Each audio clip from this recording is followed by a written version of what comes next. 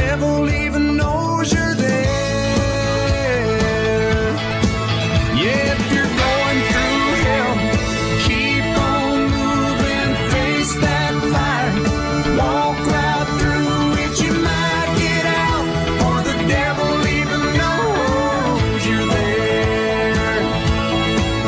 Yeah, you might get out, or the devil even knows you're there. Yeah.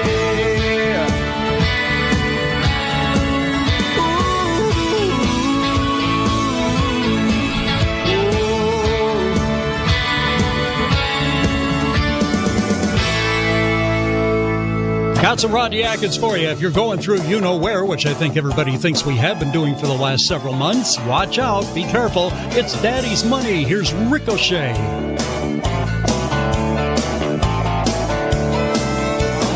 Can't concentrate on a preacher preaching. My attention span done turned off. I'm honed in on that angel singing up there in the choir loft. She's got her daddy's money, her mama's good looks, more laughs than a stack of comic books.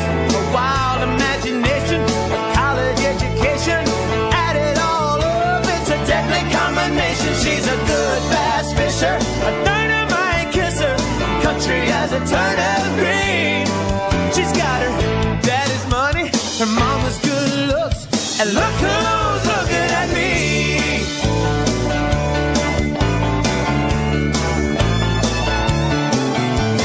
Her second cousin was my third grade teacher. I used to cut her grandma's grass.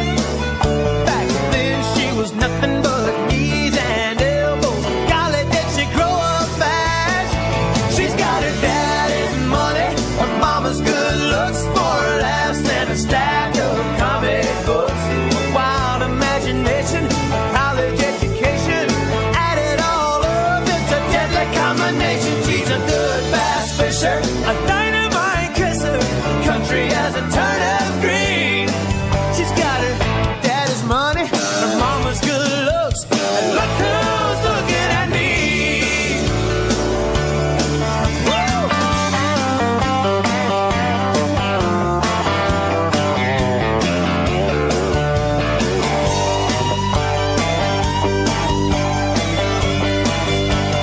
Lord, if you got any miracles handy, maybe you can grant me one. Just let me walk down the aisle and say I do to that angel with the choir robe on. She's got her daddy's money, her mama's good looks, more laughs than a stack of comic books. A wild imagination, a college education, add it all up, it's a deadly combination. She's a good bass fisher, a dynamite kisser, country as a turnip green. She's got her daddy's money, her mama's good looks, and look who's looking at me. She's got her daddy's money, her mama's good looks, and she's looking at me. Yeah, yeah.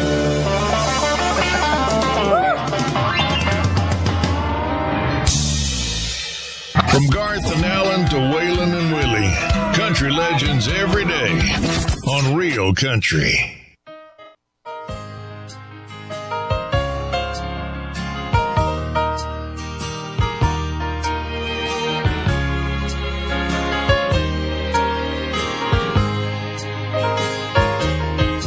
I don't know why I keep on believing you need me when you've proved so many times that it ain't true. And I can't find one good reason for staying. Maybe my leaving would be the best for you. But these rose-colored glasses that I'm looking through show only beauty, 'cause they hide true. And they let me hold on to the good times, good lines, the ones I used to hear when I held you. And they keep me from feeling so cheated, defeated, when reflections in your eyes show me a fool. These rose-colored glasses that I'm looking through show only the beauty, 'cause they hide the truth. So I'll just keep on hoping, believing that maybe by counting the many times I've tried, you'll believe me when I say I love you, and I'll lay these rose-colored glasses aside. These rose-colored glasses that I'm looking through show On 920 WGHQ, 1260 WBNR. And good morning. You're listening now to Kingston Community Radio, AM 920 and 92.5 FM, WGHQ, Kingston, New York. This programming is brought to you by our listeners and corporate underwriters who are interested in presenting local community radio. The opinions expressed on this program do not necessarily represent those of Pamel Broadcasting or Kingston Community Radio. Listeners are encouraged to send in $10 per month to help bring this program to you. Mail your contributions to Kingston Community Radio, Post Office Box 4364, Kingston, New York 12402. For more information or to donate online, visit our website at mykcr.org. And good morning. This is Dan Gatus, and it's 7 a.m. this Tuesday, September 8th, and 57 degrees here in uptown Kingston. Plenty of sunshine today, high going up to 85 tonight. Clear to partly cloudy, low down to 59.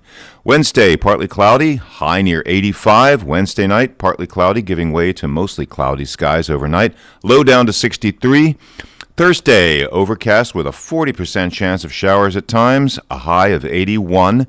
And Thursday night, partly cloudy skies during the evening will give way to cloudy skies overnight, low 56. Not too much to complain about. Well, we'll be right back. You're listening to Kingston Community Radio on WGHQ Kingston. On your radio at 920 AM and 92.5 FM, and also online at mykcr.org.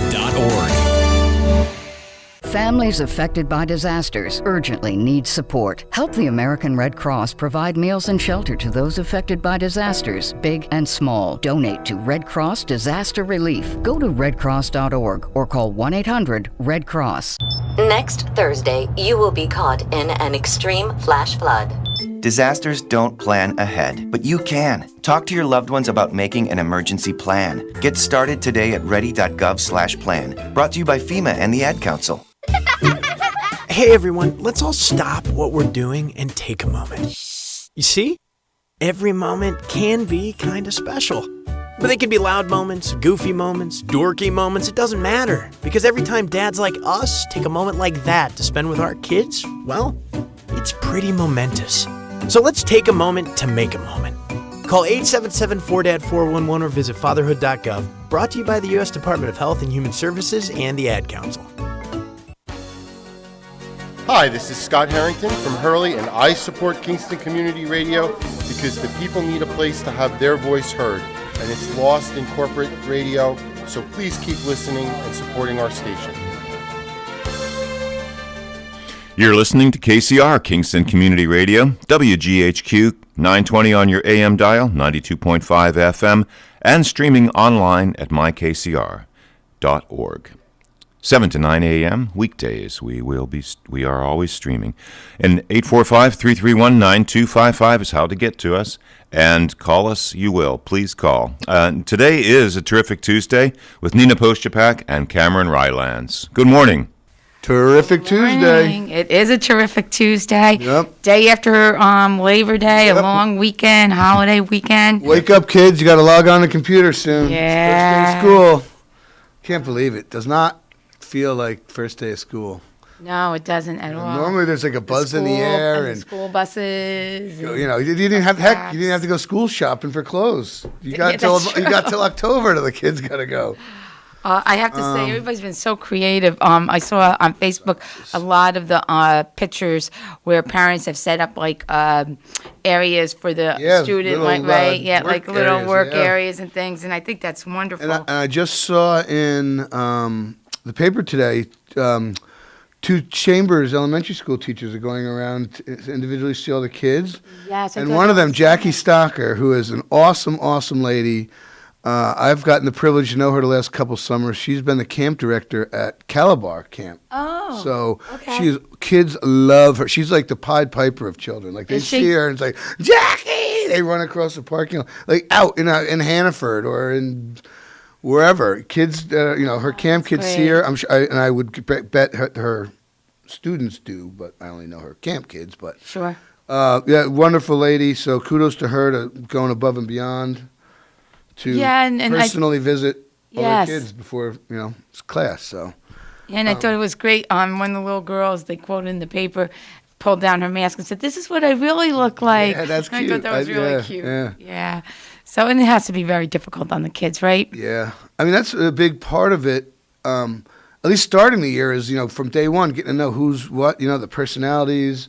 Okay, little Tommy's a talker, so I better put him next to. Susie, who doesn't say a word, you know what I mean? You got to, teachers arrange, it's part of being a teacher. You're going to miss a lot of that. So when they go back, if and when, please God, I know. People, it has nothing to do with the Lord, it has our vigilance and staying healthy. Hopefully when they go back, whenever, it won't be like starting day one with learning the personalities and, so it could just hamper the whole year. So let's hope for the best. Yeah, everybody's adapting really well, and let's hope by October things keep going the way they are, and low rates. Yeah, I'm normally every March or April, May. Step back, Cameron. First weekend in May every year for like 40 years. There's been a canoe trip, my fraternity canoe trip on the Delaware River. And it's huge tradition. I started going in 1985 when I was a freshman in college, and it's been going on since the early 70s, and it was canceled this year, obviously. So me and a couple of our couple guys from Westchester, we're getting together this weekend. We'll have a little camp out at my camp. But my one buddy, Darby, who lives in Vermont for the last 15 years, his wife's quite worried about COVID, and unless Dutchess County goes into the green by Friday, he's not going to be allowed to come down. So I know. A little sad, he's my one of my best college buddies. Yeah. So we're hoping Dutchess goes green between now and Friday. So well, it can. I've seen the pendulum swing both ways very quickly. Yeah. So so hopefully. Yeah, that'd be knock on wood. That'll happen. So. Yeah. Absolutely. So how was your long weekend? It was nice. It was relaxing. Had the family home. My daughter Dana was here, and so it was just a relaxing family barbecued. No. Okay. Nope. Drew is getting married. Yeah. Drew was getting married. Family barbecue. So it was a great weekend. Just very relaxing, enjoyable. Did the rail trail. Beat the weather. Oh, which one? So I did the one on 28.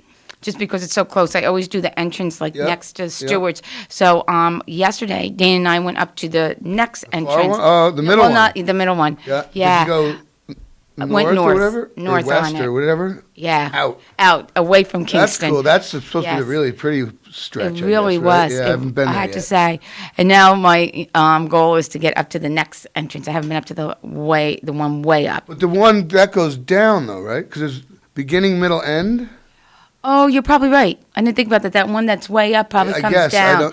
I've only done right. the beginning sections Yeah. from the beginning first parking lot. So I want, and I've heard the upper sections like beautiful. Yeah, the one we did, the middle one was really nice. So can I tell a quick funny story? Sure. All We right. got So 22 more minutes before our first guest comes in. I'm taking it easy. I'm on the trail. My daughter, of course, runs, and she's way ahead of me. And so I'm enjoying the beauty of the rail trail. And out of the corner of my eye, I see an animal coming out of the bushes. But I said, a little one, Okay. not like a bear or anything like that. Yeah, something little. So as I'm running, I could almost reach down and touch it. So I looked down, and you know what it was? A skunk. So if you know me, I see a spider and scream. Right. Oh boy. So I usually anything just throws me immediately. But I just stayed very calm, Cameron. Just slowly went on the other side of the trail and just continued. I never looked back because I was afraid to look back. Yep. So I don't know where he went or what happened. Good. But I said, oh my, could you ever imagine? You ran faster than your daughter's ever run in her life. That's right. Went tearing faster. Yeah. So that was an experience. That was You had your contacts in. Good. Yeah, right out the corner of my eye, I saw it. Wow. So That's not quite normal because they're kind of pretty much nocturnal creatures. So. Oh. Hope he wasn't sick. Hope Came out of a very just moving. Yeah, but a deep part of the rail trail where there's a lot of bushes and might have things, got into some discarded beer cans and I got disconnected. Yeah, I don't know. You never know. Yeah. So anyway, but how about you? Did you have a good I had a holiday weekend? fantastic weekend. First, I wish I could show our viewers. Well, I can. I'll show you. Okay. In my backyard, for as long as I've been there, there's been an 11 by 46 foot long concrete wall, cinder block wall, and I've always been, man, a mural would be nice there. A mural would be nice there. Finally, I did something about it. So Friday, Saturday, Sunday, that's the first coat. I wish people could see I know, I've been painting this. Oh, you have such artistic ability. No, I'm only applying paint to the wall in a giant paint by number scheme. My former neighbor, the Franks, Kevin and Ruth Ann, lovely people. They just moved across town. They live off West Chestnut Street. Their daughter, Kevin's a phenomenal artist, oil painter. Their daughter Abby, who graduated high school last year, this would have been her second year in art school. Year was cut short. I was like, that's it. Spring. 4 months ago, I was like, that's it. Getting a mural done. Abby, I got an idea for you. I want a mural. Gave her some ideas, like graphical, colorful, simple, simple as in lines, not like, a Mona Lisa type thing. Yes. So took a little bit back and forth, and she came up with that. And it's a landscape. Dan, I can show Dan. We can hold it up to the camera. I don't know. Yes, if you Anyone can see that's it. on online looking at us on YouTube. You can't see it. That's a great thing to do with your backyard wall. It's awesome. There's a lot of people with fences and things like that. It's nice. I love it. Nice to do. Yeah. People have been, you got to contact the O positive people and get it put on this tour. I was like, no. The last thing I want is people stomping up my driveway, looking at my wall. I mean, you can see a little bit of it from Fair Street, but I am it's so cool. It's so awesome. Those of you that are listening, it's like a landscape with the mountains and the clouds, and there's birds and some pine trees. So it's beautiful. I mean, it's it really only 4 colors. It's maybe really you could post it on. I was going to post it on our Facebook page. When it's done. Yes, because it really is great. The KCR the original rendition has some yellow highlighting in there to show depth and contour of the middle ground. So how big of a wall? It looks 44 feet long, longer than your house, long as your driveway. It's huge. It's 11 by 46. So how long did it take you to paint that? About 12 hours so far, probably. You did all that in 12 hours? First coat. Second coat will go a lot faster. Yeah, I've been motivated. I'm a good painter. Oh, I guess you are. I wish people could see that. The definition of the trees and the clouds and in 12 hours. That's How amazing. did you decide which picture to use? Which panorama? I don't know, but it's going to have to be a panorama because it's Maybe I'll do one of those fancy photos when I put it on Facebook. And the bushes and the trees that you have can be a compliment to but that's what so my mom said. Oh, you could put some plantings in front. Exactly. Like, whoa. Some real and some... Don't get carried away. One, So when you take a photo of it, it'll look like a real scene. 3D, Yeah, exactly. It's like, whoa, let me get it done first before I worry about planting and everything. So I have a very nice community story to tell. On Saturday, it was obviously a very, very nice weekend. And on Saturday, so I took my dogs out for a romp. We have this wonderful woods right up behind our house. If you know, above Hudson Street, there's a strip of woods, and then that goes way out back, and it connects to the cemetery. And it also connects to 12th Kill. That's a lot of land up there. A lot of land.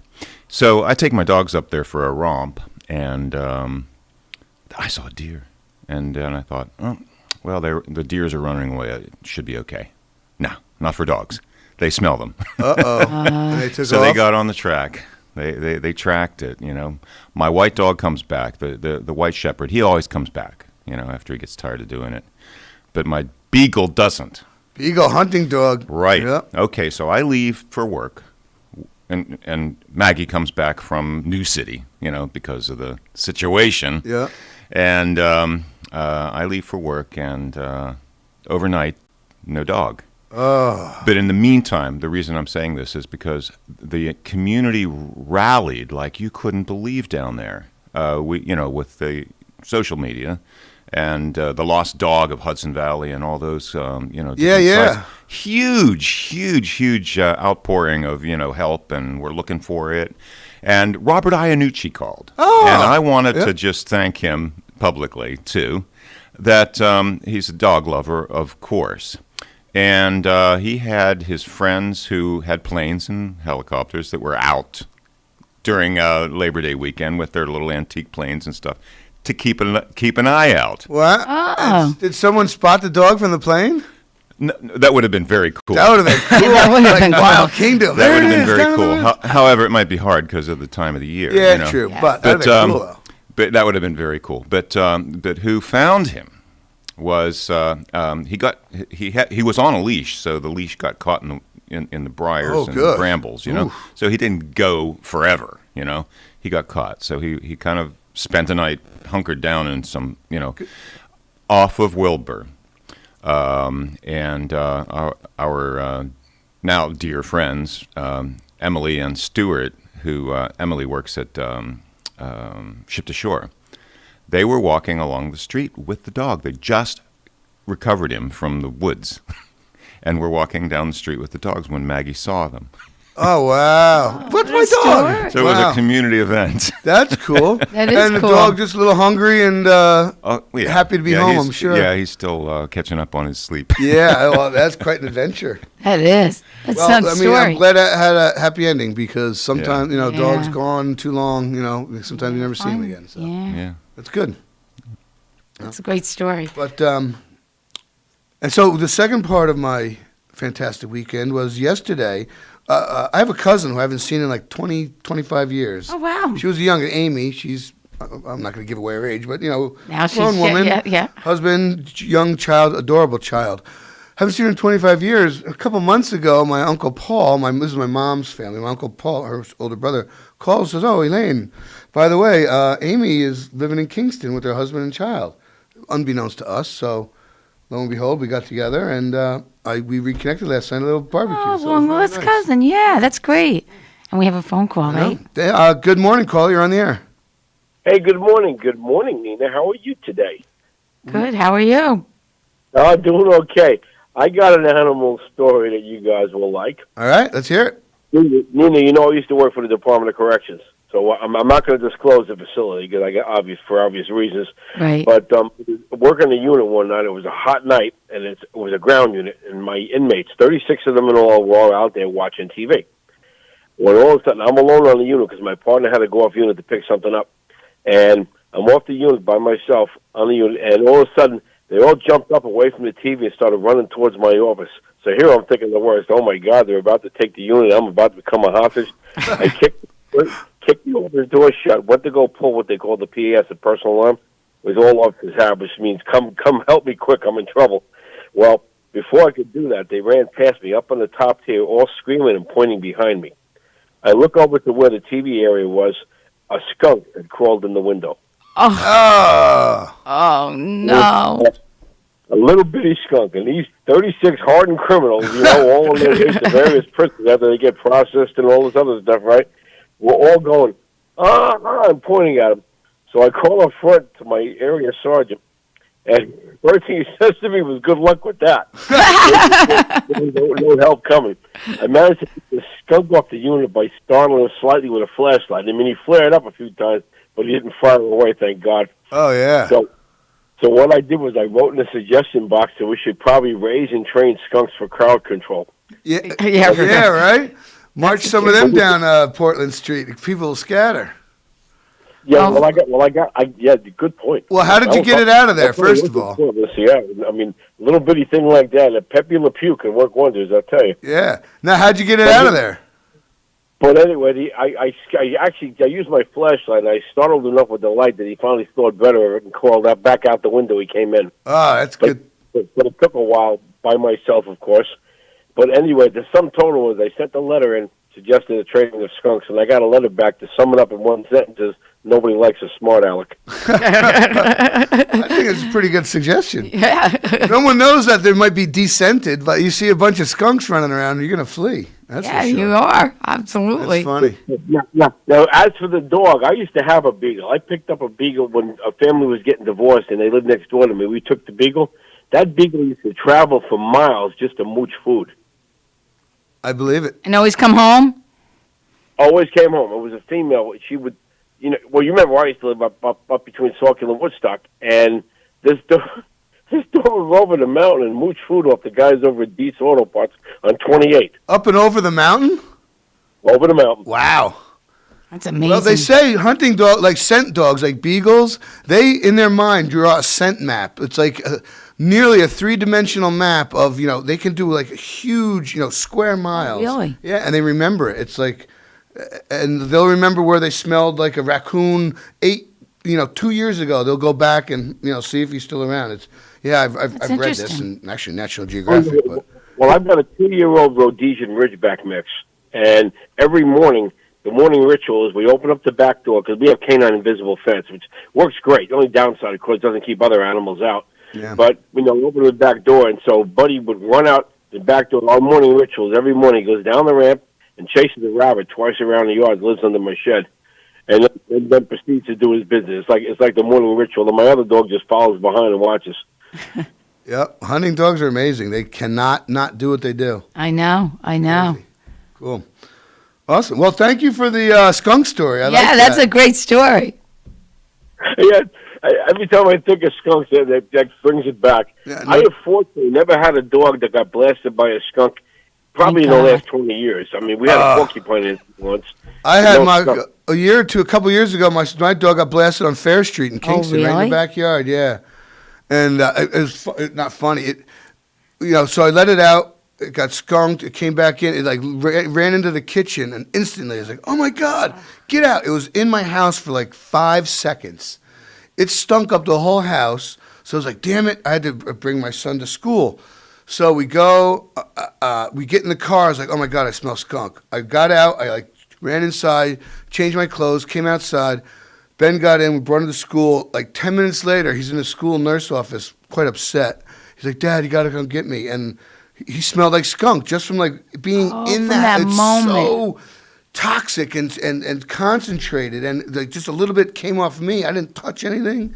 Oh, my God. So I was like, Mom, I called my mother. I was like, Mom, I'm contaminated. The car's contaminated. Please, you got, come to the house, go, get stuff. You got to bring Ben some clothes. He's got to change at school. But it was amazing that just literally a few seconds in the house fumigated enough to stick to his clothes. So what did you do to get that out? Thyme and Miracle pet spray and Febreze but the dog Skunk Off. There's a there is a product they sell, for dog shampoo or whatever. Worked pretty good. And then I did a white vinegar bath after that. And then it smelled like a salad, but it didn't smell like a skunk. You guys would be amazed how smart skunks actually are. They're very intelligent creatures. I knew somebody actually had 2 pet skunks. Oh. Yeah, I've heard that. Well, Well, he actually had, he took it to extremes, so he had their scent glands removed. Oh, yeah. But I've heard they're smart as any dog. I would believe that. Pigs too. They're very Pigs are amazing. and he had this thing trained to go fetch stuff. Really? That is amazing. Freak your friends out the first time they come over. Come you see my pretend pet you don't know, skunk. and it walks into the living room. You're watching a football game, and it's like, ah! It's kind of funny. That would be. Cool. Well, you guys have a wonderful day, and enjoy this beautiful weather. It looks like it's going to be a nice one today. Yeah, it is. Yes, thank you for the so call, much for and calling. appreciate the anecdote. Take care, folks. All right. Bye-bye. Yep. Bye-bye. Be well. Bye-bye. Yep. A friend of mine has a gray parrot that is it recognizes me, it likes me, and it's like it starts chatting and whatever. But if it knows people that it doesn't like, and it will say like goodbye, time to go. It's really? It's unbelievable. He'll call the dogs. He'll yell at the dogs. Get off the couch. It's unbelievable, and he'll do it in different voices. So did your friend train? No, it's been, his father had it, and it's been in his family for 20, 30, 20 years. How long did parrots live? Like 70 years. Yeah. Oh, really? Yeah. The big ones I can never live like knew that. 70, 90 years. Yeah. Longer than humans if they're, kept healthy. Oh, my gosh. Amazing. So he lives in a cage? Yeah, and he comes out and, you don't let them out too much because they poop, and they'll, Right. if they want to, they can rip apart your couch. That beak is rather formidable, but it's amazing. It answers the phone. Hello, if I say its name, it'll give away whose it is. But Right. Hello, Nina. It'll. Oh my gosh, it's intelligent. It's kind of eerie sometimes. So he is a he. He, yep. He likes you. Yes. So he'll say, like, how does he greet He'll you? say hello, and he'll start going, like making noise. So he's saying, oh, hey, Gray Bird, how are you? And he'll puff up his feathers and shake, and he'll strut around when you notice him. And is that it? He knows you. You could teach Alexa. He'd be able to run the There house. you go, Dan. He'd be You able to run wouldn't the even house. need Alexa, right? Yeah, Oh my gosh, that's true. It's actually, wow, that's kind of funny. I bet you that's happened because they would recognize it in a couple instances absolutely. of saying, hey Alexa, open the cage. The parrot could control the entire house. Yeah, that's kind of scary actually. Yeah. Come home, it's like 60 degrees, or actually be like 80. They would probably like it warmer. Turn up your heat, and change your channel. Alexa, put on Animal Planet. Yeah, right. Sitting there watching TV. I didn't realize they lived that long now. Yeah. Like when you can get them through shady channels, but when you get them through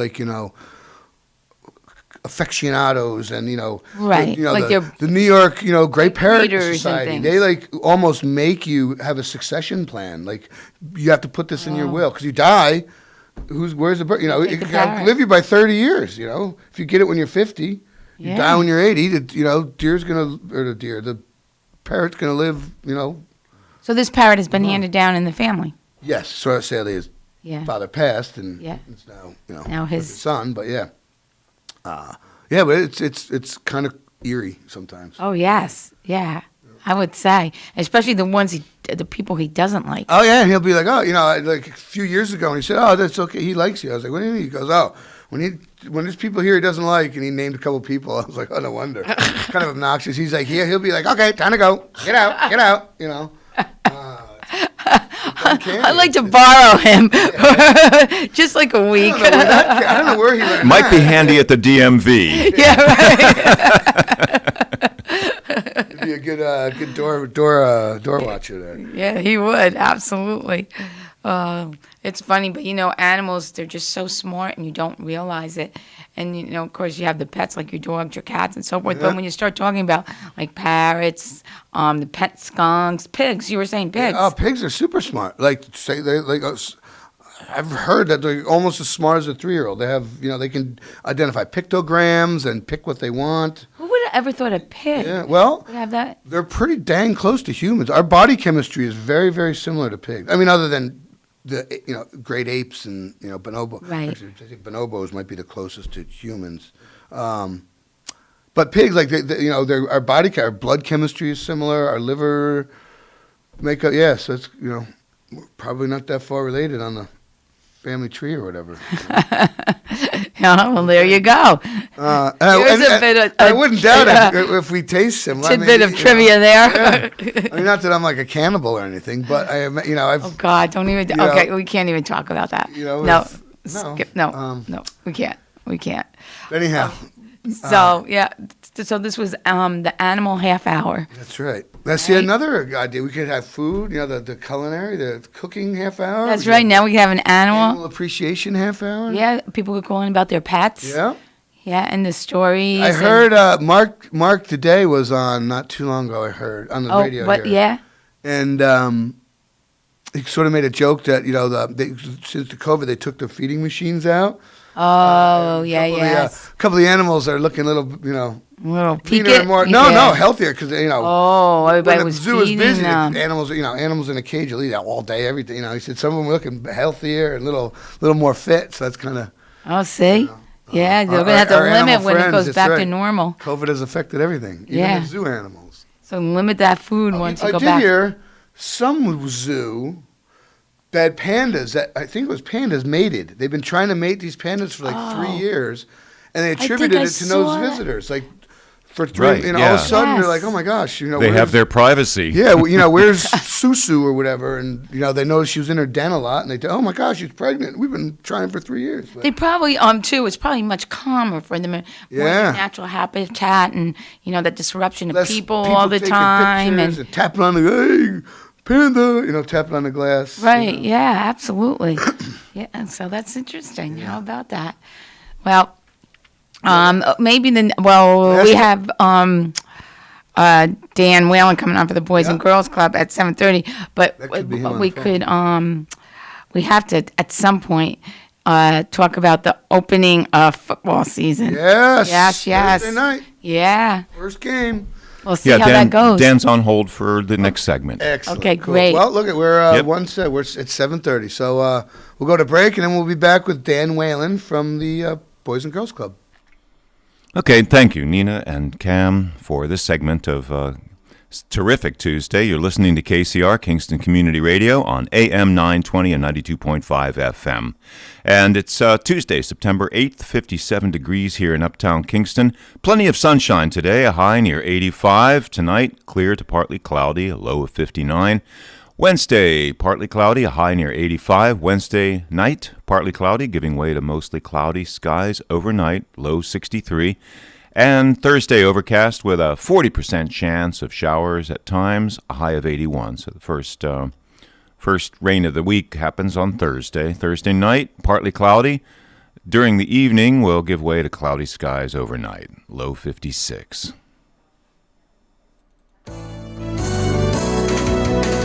You're listening to Kingston Community Radio on WGHQ Kingston. On your radio at 920 AM and 92.5 FM, and also online at mykcr.org. What is us? Us is a foundation. Us is the future. Us is a bond. But right now, that bond is fraying. And we need a place that could make it whole. From diabetes prevention to safety around water. The Y fills the gaps. And bridges our divides. But they can't do it without us. Donate today. Because where there's a Y, there's an us. Read by members of the Y. The Y, for a better us.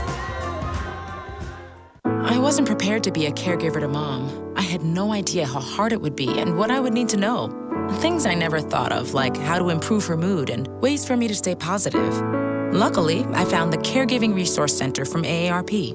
It had articles about the basics, but also information about the hurdles I was facing. Caregiving Resource Center at aarp.org/caregiving. Articles, tips, and tools to help you both care for your loved one and care for yourself. Brought to you by AARP and the Ad Council.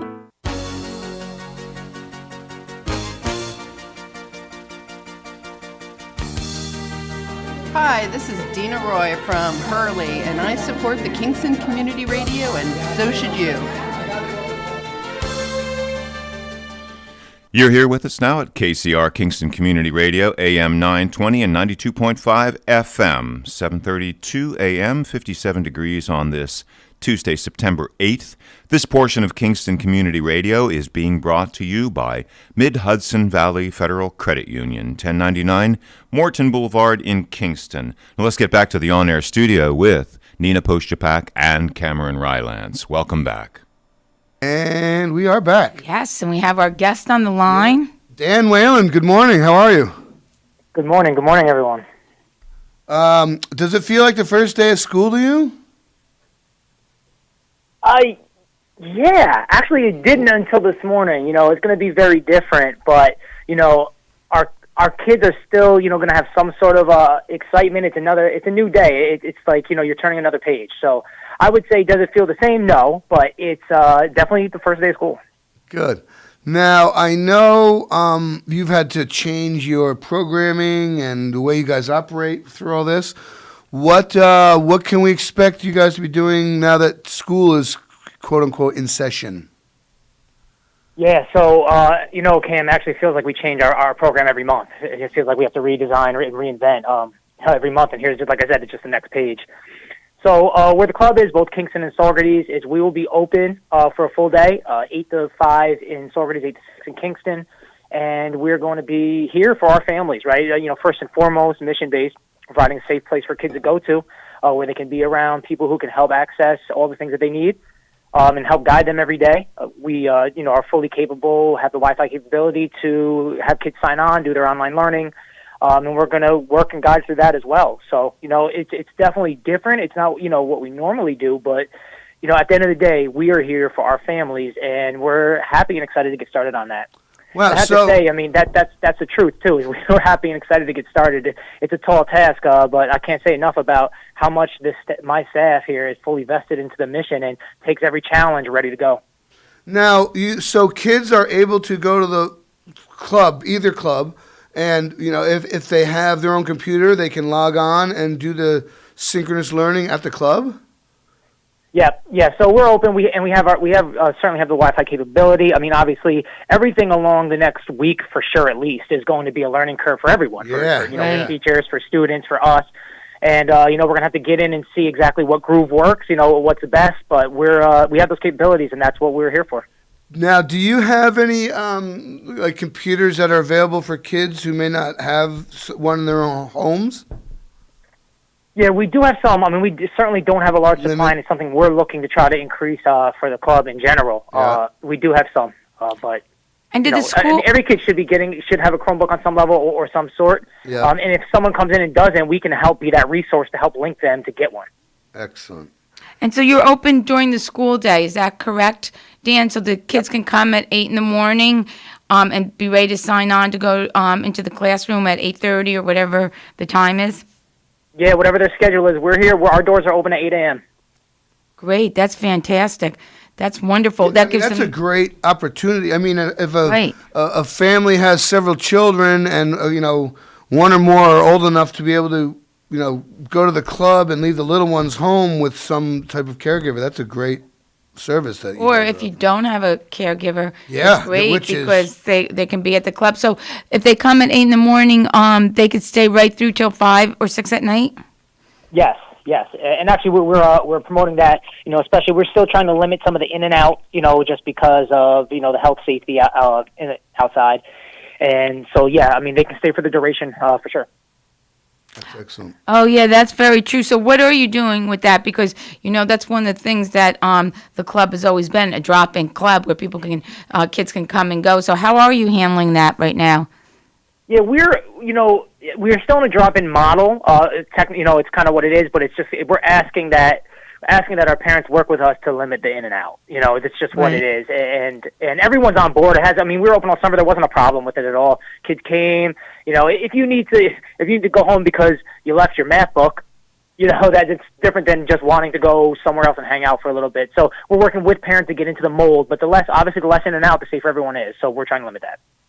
Now, I can imagine. To me, I would see that this would be a huge draw. Do you expect to, you know, the membership to grow at all, or you know, get some more members from, you know, having this service available?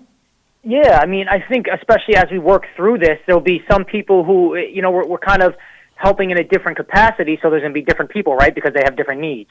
So, as we roll through this, we may pick up some members that people end up staying on as members when we go back to a full drop-in model. We think that it will do that. We also want to make sure that we're always focusing on our mission and what we're here for, to help those who need us the most. So, although it's great to grow membership, and the more kids you reach, the more lives you affect, but we also want to ensure that we are staying central to what we do. Dan, what do you do about lunches and feeding both in Saugerties and Kingston? Yes, so the summer foods program in Kingston has extended, so we'll be providing breakfast and lunch.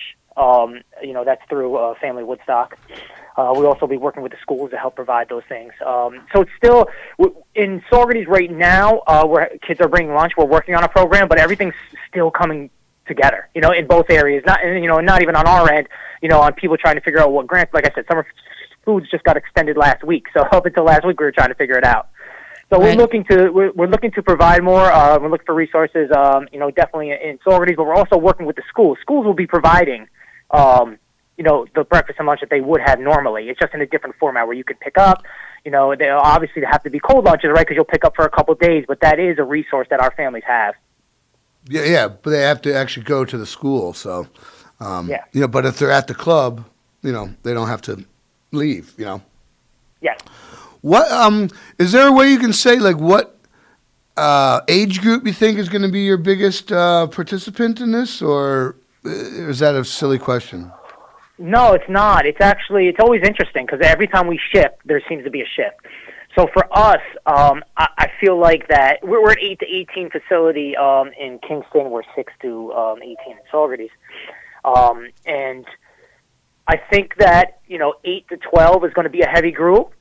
We're really focused, and where my bigger concern is the 10 to 14, the kids that are older. Yet you feel like they're old enough to stay home, but yet they could find themselves getting into some trouble or not getting their stuff done because there isn't a regulatory body there. So 8 to 4. That's middle school, right? 10 to 14. Yeah. Yep. Okay. The middle school group is one that we're definitely concerned about. We're looking to reach out more and make sure that they get in.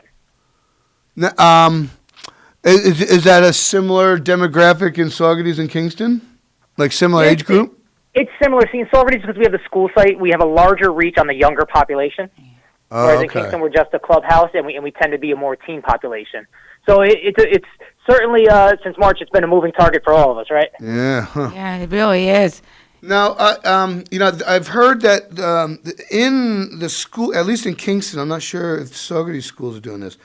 In the Kingston schools, they're having some sort of in-school daycare thing. I think that's the Y Academy. Okay, were you guys involved in any of that? No. So in Kingston, the Y has that program, and the district decided to go forward with that and putting the kids into the school for a daycare. Those are already set programs. So from what I believe, don't necessarily quote me, but I believe these are the schools that the Y is already in, and there's another organization or two that are in the schools. So it's simply just taking what they did after school and moving it to the Yeah, okay, because I know, but that's a for-pay service too. Correct. And it's definitely not as economical as the Boys and Girls Club. That's for darn sure. So. It's tough because everyone's in certain spots, and you don't know exactly what people need to operate, and it's just, it does come with a cost. I think all of us are really, coming together to do the best we can. I know that's all.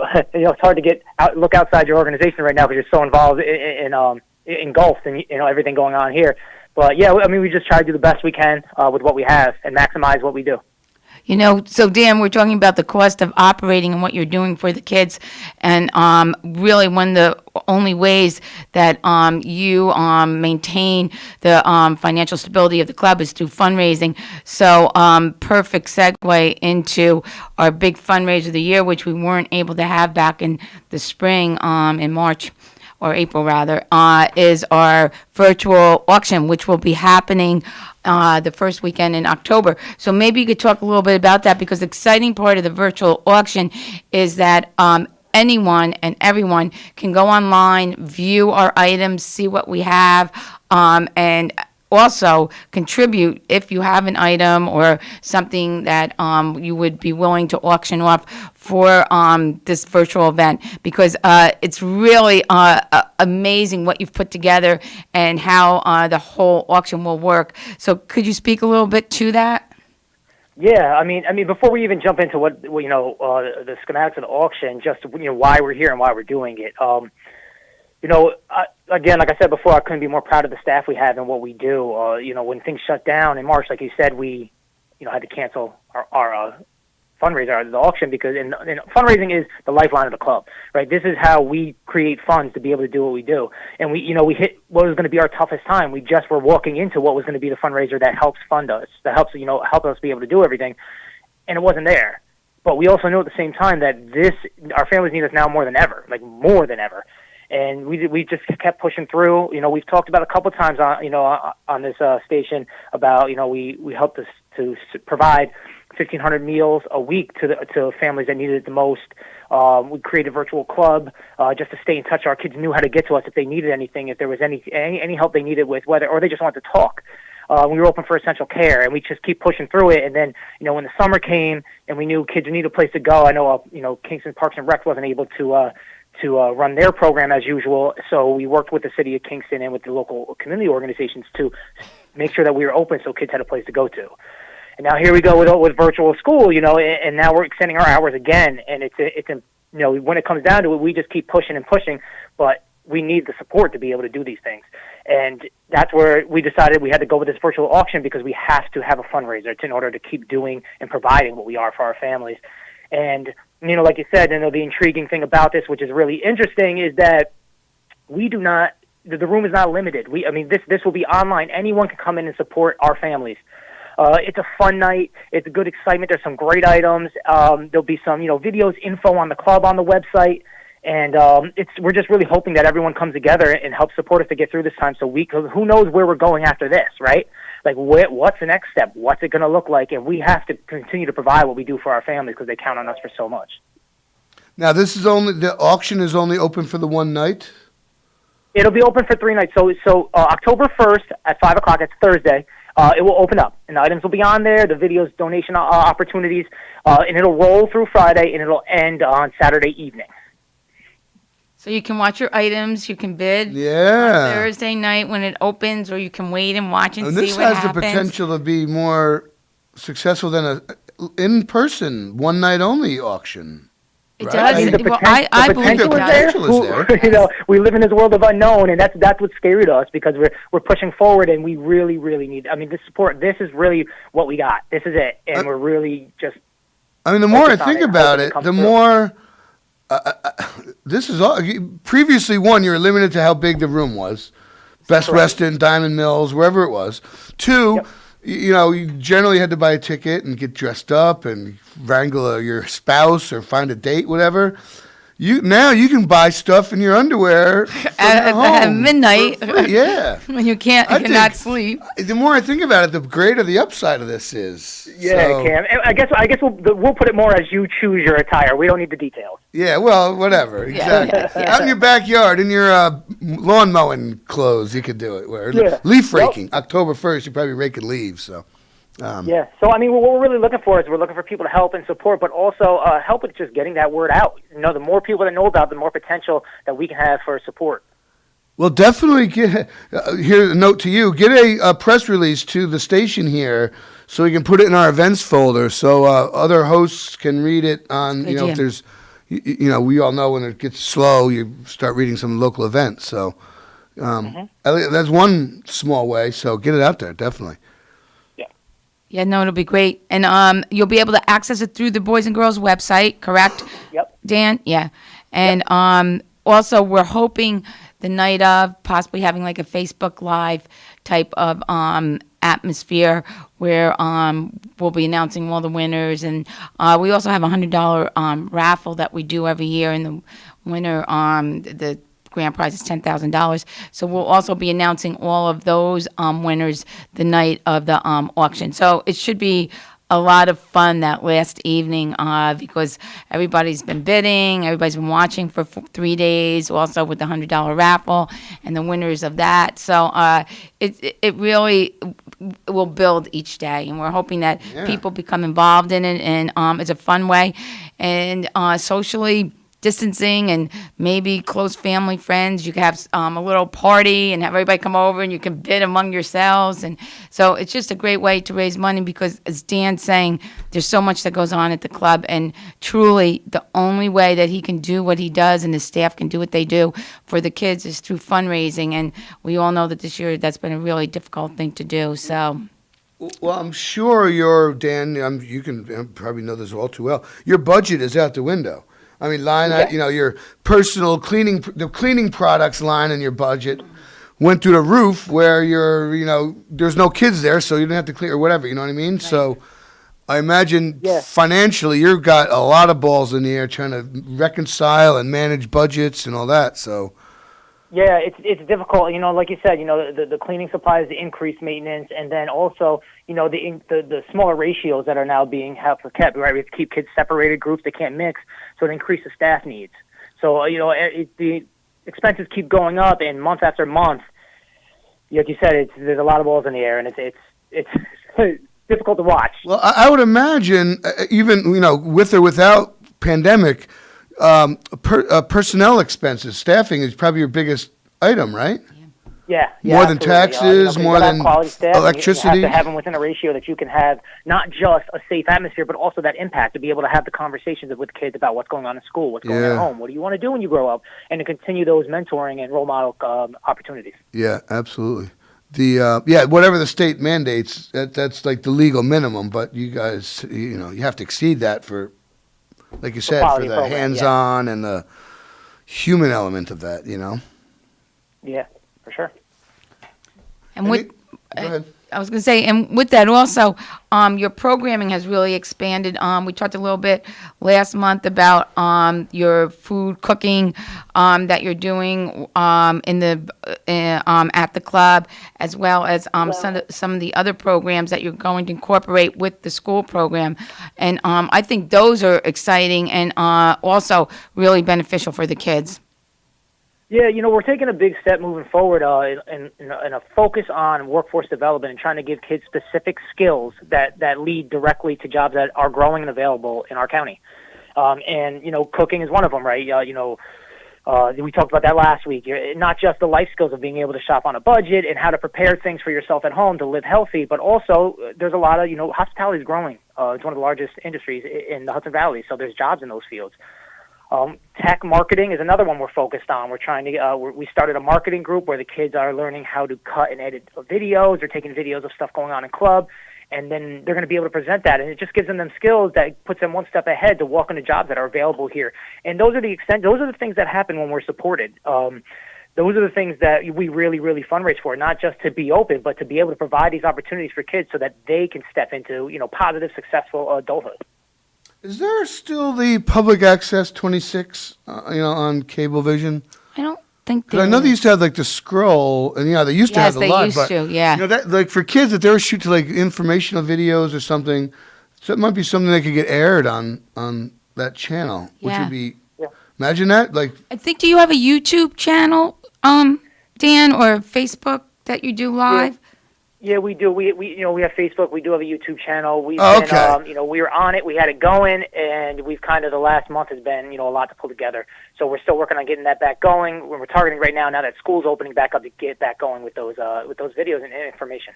That's because I was just thinking why I thought the public access, but you do have a mechanism to broadcast, the little news clips or whatever production these kids are putting together. That'd be a great. I know if I was a kid doing it, being able to share, look, Uncle Ed or Grandma, look what we did, and log on the computer and like show them what you made. That'd be like super cool. So, and Cam, like you just said, right? We just basically just said the same thing twice. It's as these numbers have, as we've had to need more staff on the floor to be able to separate these numbers and keep kids safe, it's pulled away from what we're able to do down these other avenues. Like you talk right there's a perfect example, the videos, being able to do these extension programs, because we're all being pulled into more of the basics of the mission of club. Yep. And that's where the fundraising comes in for our ability to be able to provide those things. Yeah. Well, makes the auction even more important. When you start to look at all the things, it all comes down to money, unfortunately. Yeah, it really does. But so many innovative programs and opportunities for the kids that they wouldn't otherwise have, which Dan and the staff have really, and unfortunately with COVID, it has really limited them, because you did a lot also with internships and out into the community prior to everything happening with the pandemic, which I thought was a wonderful initiative that you brought into the club, because it gave the kids the opportunity to go on field trips, to work for some of these businesses, and to see what's available to them. And unfortunately now with the pandemic it's a little more difficult, but again, hopefully that could start up again maybe in the winter or early spring. Yeah, I mean, it's definitely something, like you said, Nina, that's something we're focused on, is trying to get our kids out of just one neighborhood and open their eyes to things that they may not know that are there, that they're very interested in, and they can add to their life, whether it's a hobby, whether it's a career field. So, I mean, we haven't been able to really transport kids, but haven't been able to really do those things. So we're hoping that swings around soon. A little bit of a difficult subject, but something I'm sure that's come up at the club is, there's been quite a bit in the newspapers and with the policing and some of the crime that's been happening in Kingston and some of the shootings and so forth. And how has the club handled that, Dan, and the impact it has on the kids, the club kids? Yeah, I mean, honestly, it's just tough. You kind of got a glimpse through COVID. I mean, I think we talked about this before. We've all had opportunities. We all had moments in the last 5 months where we felt unsafe, where we felt uncertain, and we felt like there was just like a huge mountain in front of us. I mean, this is something I was thinking about, and people have felt that over the last 5 months. I think it's important to know that a lot of our kids, our families, feel that every day. But when things are going on, you see a spike in violence and shootings in your neighborhood, it makes you have anxiety. It makes you stress. It makes parents worry about where their kids are going if they have to go to work. Stay inside, don't leave. That can't be healthy, right? Yeah. And you got to get over to us, or something, or all that. And it's difficult to see, that and know that everyone is worried about it, and you shouldn't have that weight on you every day.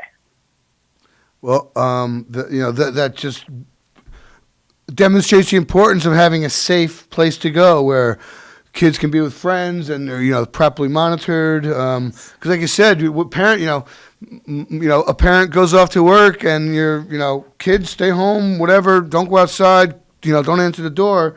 That's a sad statement that that has to be made, and like I said, it just makes you and your job and your club and everything you do for all of our communities, Kingston, Saugerties, demonstrates the importance of that. Because no matter where you live,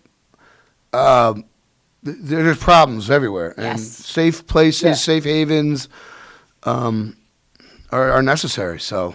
And Cam, like you said, I mean, spot on, and that's why we are where we are. That's why we're opening in the morning to help, because we know our families need it. And if anything, it's troubling. Those things, those dangers, anything that's troubling to our families is actually some sort of motivation to us, because we're like, we need to be here. This needs to happen. And again, the staff is fully into the mission, and we all know, hey, this is going to be uncomfortable, and we're just going to have to do what we have to do because our families need it. I think it's also important, too, for everyone to understand that, like, today's the first day of school. Kids are excited on the first day of school, and I know this is difficult. I mean, it's going to be uncomfortable for teachers, for administration, for our staff, for families. It's a very, very uncomfortable thing we're going through, but I think it's important moving forward that we understand that we're all in this together, and it's important for these kids to have a great day, to understand, to be able to make the best out of a situation that may not be ideal. Yeah, and it's tough. Really about them. And it's tough on teachers. My sister's a teacher, and I have some friends that are teachers. And fortunately, they're compassionate. They're good teachers. They love their kids. They love their job. And I was with my sister yesterday evening. She's stressing over today. She's like, I've been a teacher for 30 years, and I've never worried about the first day. She's like, I don't know what it's like. It's like she hates it. She wants bodies in the seats. Kids connect.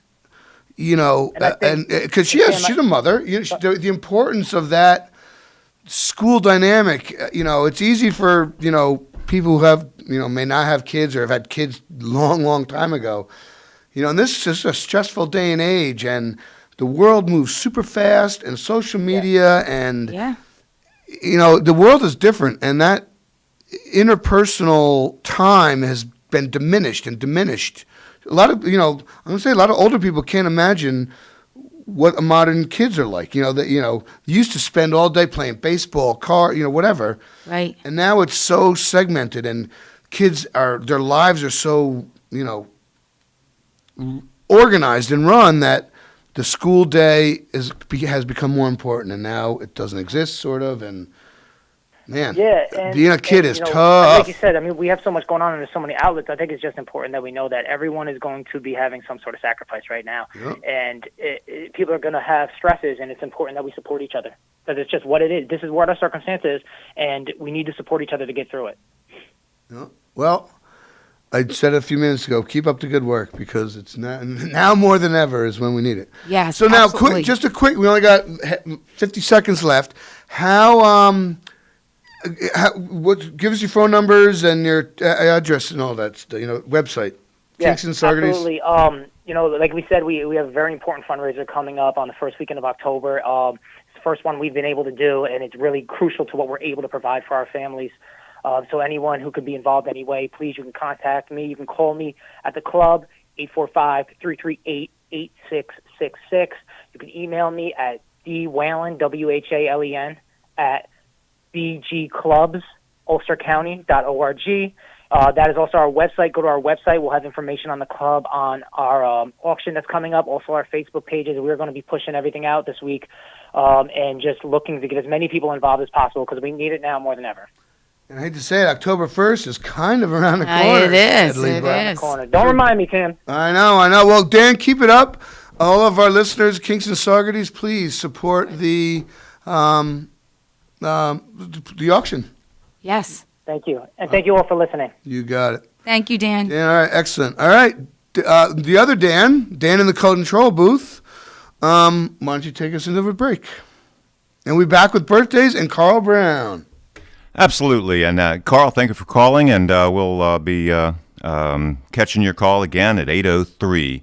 Many thanks to Nina Postjapak and Cameron Rylance, and a special thanks to Dan Whalen from Boys and Girls Club of Ulster County. KCR is Kingston Community Radio, WGHQ, AM 920 and 92.5 FM. It's 8 o'clock a.m., Tuesday, September 8th, 63 degrees here in uptown Kingston. And it's plenty of sunshine today, high near 85 tonight. Clear to partly cloudy, a low of 59. Wednesday, partly cloudy, high near 85. Wednesday night, partly cloudy, giving way to mostly cloudy skies overnight, low 63. Thursday, overcast with a 40% chance of showers at times, high of 81. Thursday night, partly cloudy skies during the evening will give way to cloudy skies overnight, low of 56. This last portion of Kingston Community Radio has been brought to you by Mid-Hudson Valley Federal Credit Union. Main office, 1099 Morton Boulevard in Kingston. KCR's Radiothon continues today to help keep the morning show on the air. We're halfway there, but we need your help to get the other halfway there. Please help us reach our goal of $12,000 by calling 331-1004 or send a check to Kingston Community Radio, Post Office Box 4364, Kingston, New York 12402. We'll be right back after these messages. You're listening to Kingston Community Radio on WGHQ Kingston. On your radio at 920 AM and 92.5 FM, and also online at mykcr.org. Every 17 minutes, Make-A-Wish makes the impossible possible. They tame dragons. They bring Saturn to Earth. They help superheroes save entire cities. They even make unicorns fly. All to give children the strength they need to fight their critical illnesses. Every wish takes muscle. Help us make sure every wish comes true. Join us at wish.org. Long ago, you wouldn't think of galloping on a horse while doing calligraphy. And you wouldn't have attempted to ride your bike while typing a letter. Yet you think you can safely operate a multi-ton vehicle while texting? Behind the wheel is no place to multitask. If you want to BRB, drive now and text later. Lives depend on it. Visit StopTextStopWrecks.org, a message brought to you by the National Highway Traffic Safety Administration, Project Yellow Light, Noise, and the Ad Council. Hi, this is Jared from the Spring Lake Fire Department, and I support Kingston Community Radio, and so should you.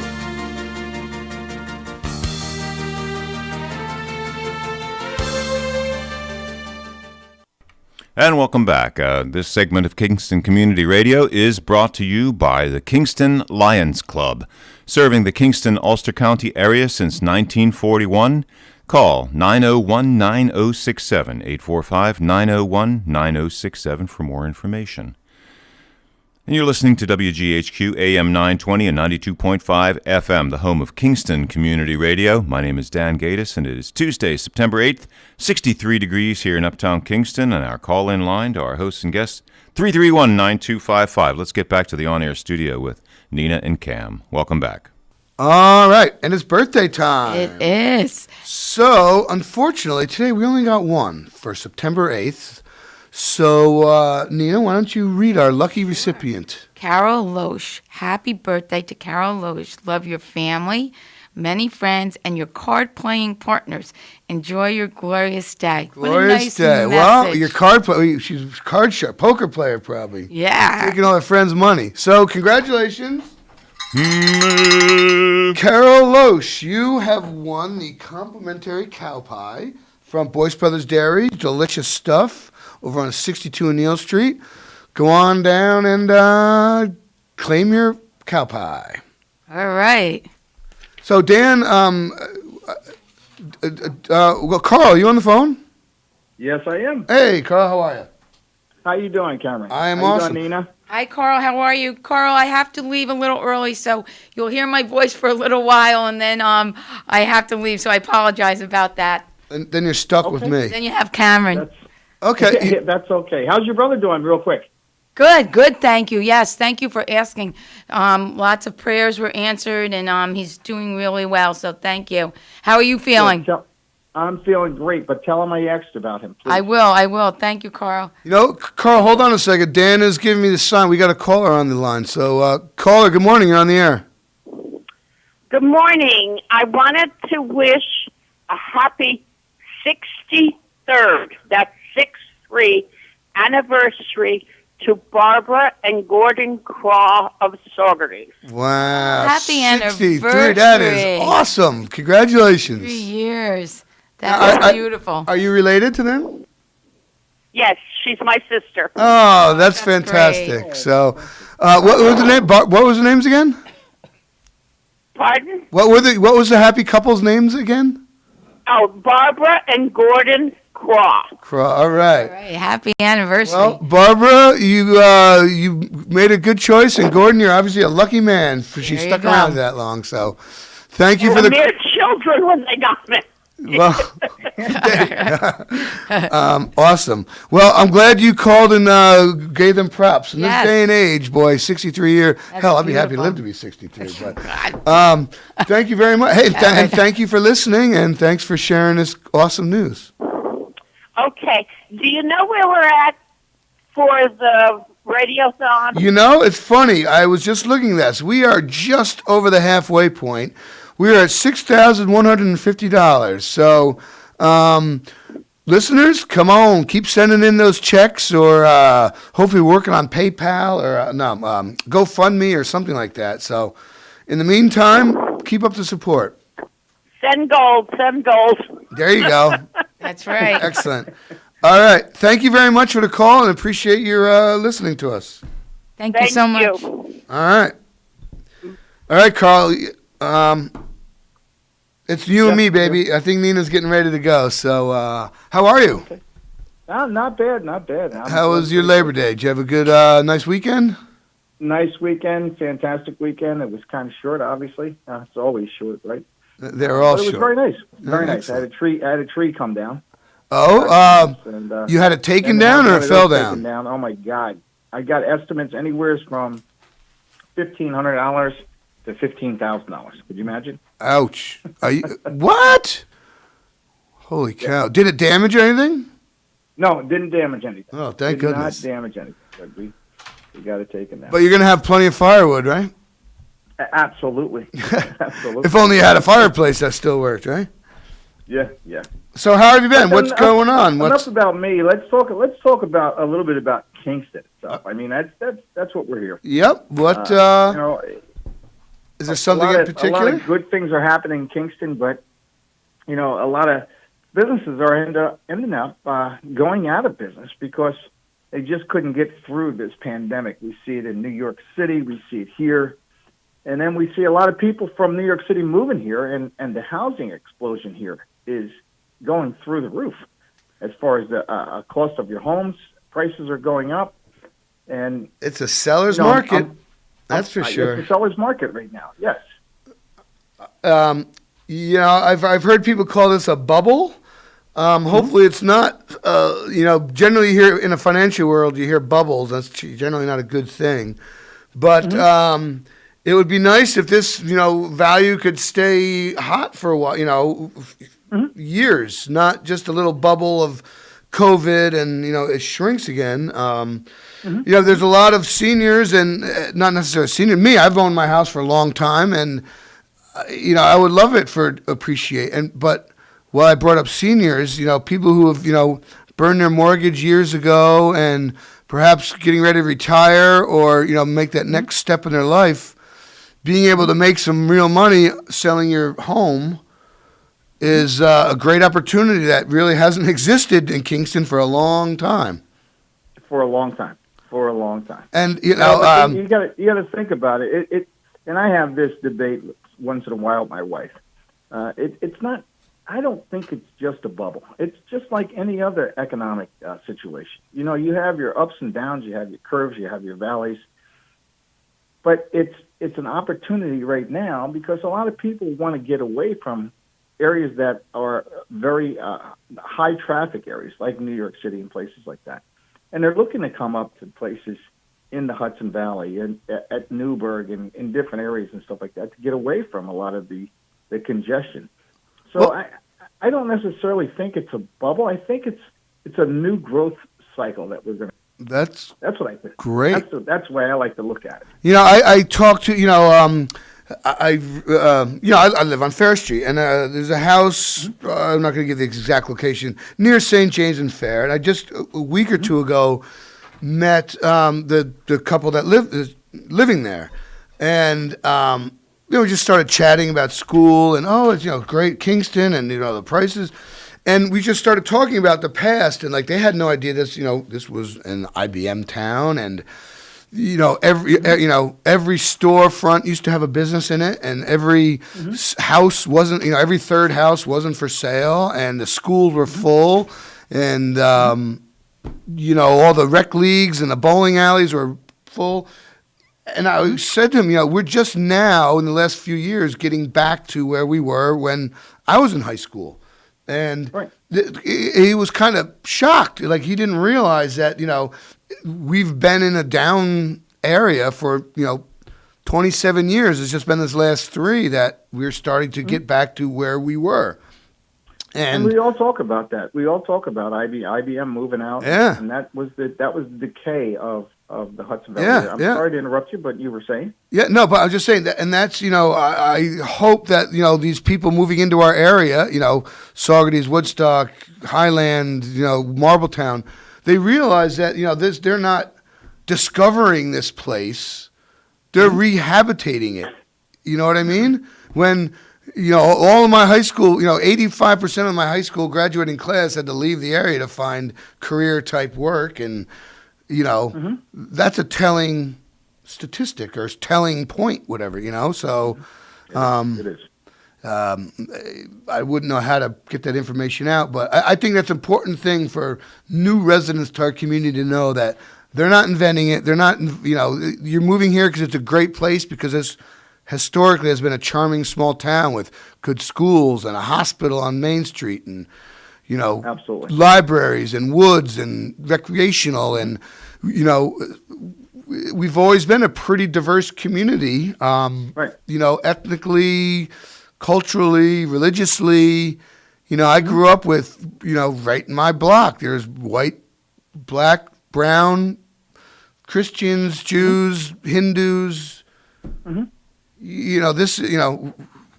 Kingston's been a great place for a long time. So, right. Well, that's the key. It's been a very, diverse area. And I guess what I'm hearing from you and what I'm hearing from a lot of residents is like they would like to keep it that way. Yeah. But if this gentrification continues, and you can see it, I see it. Absolutely.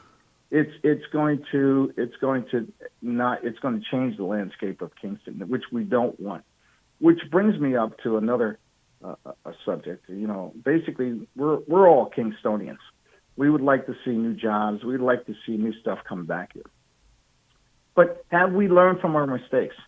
Have we learned from tearing the old post office down? Have we learned from tearing down the bus terminal? Have we learned from changing the whole the landscape of Kingston? I don't think we have, unless we start making some wise decisions. And I'll show you one. We're talking about us being Kingstonians. Well, let's talk about the Kingstonian project that's going on. Okay, here's a $52 million project proposed for a multi-purpose development project designed to what? Increase parking, right? Adding residential apartments, a boutique motel, and I think they were talking about shops. Yeah, there's a bunch of real retail space too. Right. But listen to what it said: increase parking, right? Because it's needed up there. Oh, absolutely. Okay? So let's think about that. If you got to increase parking in Uptown Kingston, is that a reason to give a $52 million project a tax break? Come on. Well, they should be paying their taxes. They are. They're going to be paying lots of taxes. Because we're in a pandemic right now, too. Yeah. And the city and the county is going to be losing money. Look, no, they're not losing. Giving out fair shakes to projects, and let's start increasing our network. Well, it is. I mean, I'm not against the project. That pilot against the tax break. The pilot play is only for the portion that's going to be public parking. Without that pilot, there probably won't be that public parking aspect of it.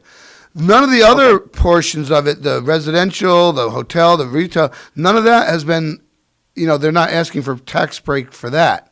But they're still going to be paying 500 times more taxes in general than it's currently being collected on those two sites.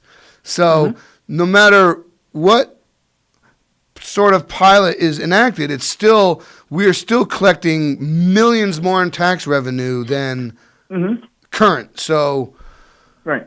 So if you did a needs assessment in Kingston, a real community needs assessment. Okay, there's parking that's definitely needed, but not a hotel. You don't need no hotels in Kingston. Well, it's hotels that are out all over the doggone place. Yeah, but it's their money. It's not like they're in Kingston to Governor Clinton, but they turned that into I don't know what happened with that. Well, it's senior housing. Beautiful hotel. It's all seniors. Yeah, I know. Yeah, I know nowadays. Yeah, but but it's not like they're getting federal grant money. It's all private, development money. So that fact to me makes it more attractive than some of the other development that's going on in the area that's subsidized, through our tax dollar. Our tax dollar isn't at work on the Kingstonian. Right. It's, but my thing too affordable is housing. If you're going to encourage businesses uptown, and there's parking that's actually needed, and then we put parking meters uptown to nickel and dime some of the people that are up there, and you're having shops up there that are starving for that. I would think on the converse that heck with the nickels and dimes that we're making on parking, and give them free parking and get people uptown to shop more so that the businesses stay in business and continue paying their taxes. I think one of the problems about parking uptown is there's a lot more residential uptown than there traditionally used to be, like Fair Wall Street, North Front. people living there, I think, are taking up a lot of the parking for customers, in and out customers, and employees. So that to me should somehow be same as downtown too. Downtown has very limited parking. The small municipal lot under the old bridge, and there's a little slightly larger one under the new bridge. But once you factor in that there's 50 waitresses and 20 cooks and just the employees of the downtown shops and businesses take up a third of the parking.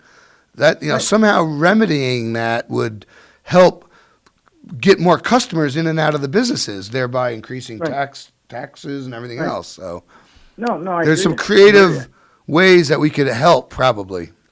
And pay more into taxes, which brings up another point. They got a common council, city council, whatever you call it, council you call it. Why aren't they focusing on downtown, on the waterfront? Newburgh took care of their waterfront. Poughkeepsie's taking care of their waterfront. They're putting up beautiful places, not this Rubco, skin of the teeth renters. You're getting real people that have jobs that are coming in, renting these places, and you're building up the waterfront. Our waterfront is gorgeous down there. We sold the property. We've done nothing with it. Nothing. Yeah. That's not a good move. Give somebody a project. Give them a timeline. Say, hey, look, within the next 5 years, you're going to do this and this and this. That'd be great. Well, awesome. And get it done. Have a project. Have a plan. There's no plan whatsoever. And we got the most beautiful down front. Compared to what Newburgh has done with, that Esplanade down there, that's holy cow. It's night and day. But yeah, you're right. The that whole huge stretch of waterfront property has just been sitting there like it always, has been for the last umpteen years. Yeah. And we got such, and I'm not just complaining, but you're tired of sitting back watching. We don't want to see another urban renewal project going. Tear all the buildings down and don't fix anything for the next 20 years, 30 years, and start working on the place. Why don't they just put a plan together? Fix that waterfront. We got a great area down there. Yeah. Well, unfortunately, you say it's packed up all the time. Can you imagine the traffic that would be down there if there was housing down there?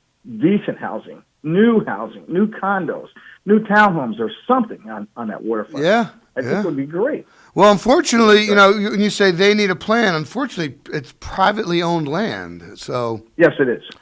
And as far as I know, the taxes are current and all that. But it seems like the time is right for more development. So hopefully, I think that would be, and now that this pandemic, and we got a lot of the people from New York moving here, I think that would be more attractive to the area.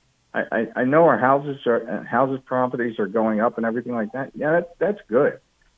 But in order to keep a good economic flow here, to withstand this pandemic and to tap into what's going on with people moving here, I think development and having decent places to live, having decent hotels to go to, decent businesses, and a more a progressive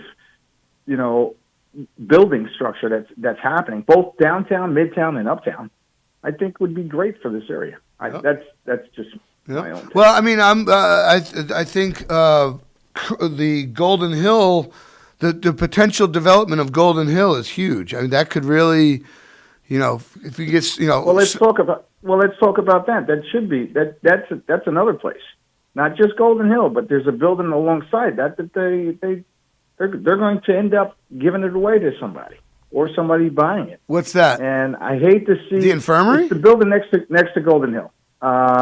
We used to meet up there all the time. Our human rights. Isn't that it's owned by the county. Yeah, isn't part of county offices up there, up by the water tower? Is that what you mean? Yes. But isn't that all occupied? Isn't it like that where the health department is and all that? Yes, that's where the health department and everything is. Yeah. I'm telling you right now, New York government, I think that building's going to be available. Really? That building's going to be available, and it's going to be on a hush-hush, and I I hope they don't sit around and say, okay, here's another CDBG grant to do this. Why don't they bring up another private developer? Bring up some decent townhomes and stuff up there where people can actually go in and live who are working. Yeah, and have a nice complex up there instead of having a complex sit up there that's geared to mostly people poverty level or people just at the poverty level. There's not enough property right now for new building, for new home building. Well, a lot of property, but unfortunately, there's always some obstructionist in the way of it. You know, the Mancha Post. I'm not commenting on the Mancha Post land, but that was just a private developer had wanted to put some more housing there, and a few vocal neighbors, got it shut down. On Lucas Avenue, some guys had proposed building a couple apartments. That gets shut down. It's like was it NIMBY, not in my backyard? Well, everything is in somebody's backyard. So at some point, a few obstructionists have to be, I don't want to say vetoed or something, but if something's going to solve the common good and address problems that are universally accepted, sorry, pal, we're putting some housing here. I'm sorry if it messes up your view, No, I hear you. 100%. But I mean, I think it's at this time, at this juncture right now where we're at, even though the counties and cities are going to be struggling for money, it's time to put on our hats and think outside the box about some. Yeah, because people in Putnam County don't give a butt about what's going on in Ulster County, vice versa. So Ulster County has to worry about Ulster County. Our development. Absolutely. Our taxes, our schools, our children. You know what I mean? Well, that's. Yep. I hear you. Yeah, I hear you, man. Let's take advantage of this time. Yeah, and I think the time to strike the iron while it's hot is now. Yeah. It's not going to be any other time. Yeah. Amen. And people moving out of the city are going somewhere. So many years, we've always been somehow, some way, we've always either been behind the curve because. I don't know what the hell somebody was thinking when they were taken down at the post office. I have no idea what they were friggin' thinking. And we elected these people in office. And no one ever sat back and challenged them. I think that's what we need more, in a positive way. If we're challenged more, guess what? We try to strive for more. We try to strive for excellence. But if we don't challenge each other, and people don't look at that as a good aspect instead of looking at it as a critical aspect. I think that's the significance. That's the signs of positive growth. Well, that sort of ties into a bigger issue: public apathy. People don't act or do. They complain on Facebook about something, but fewer people are getting involved. Fewer people are acting. Less people are voting. Everyone complains about what's going on in Washington, but literally when 52% of the country votes or whatever, that's that's a problem. And on the grass, think globally, act locally. Like you said, Carl, now is the time for action, and people can't sit around and complain about it. They have to get on the boards, pay attention to what's going on. You're on community action. People have to get involved and go to the hearings and join the clubs and absolutely. Volunteer at the school.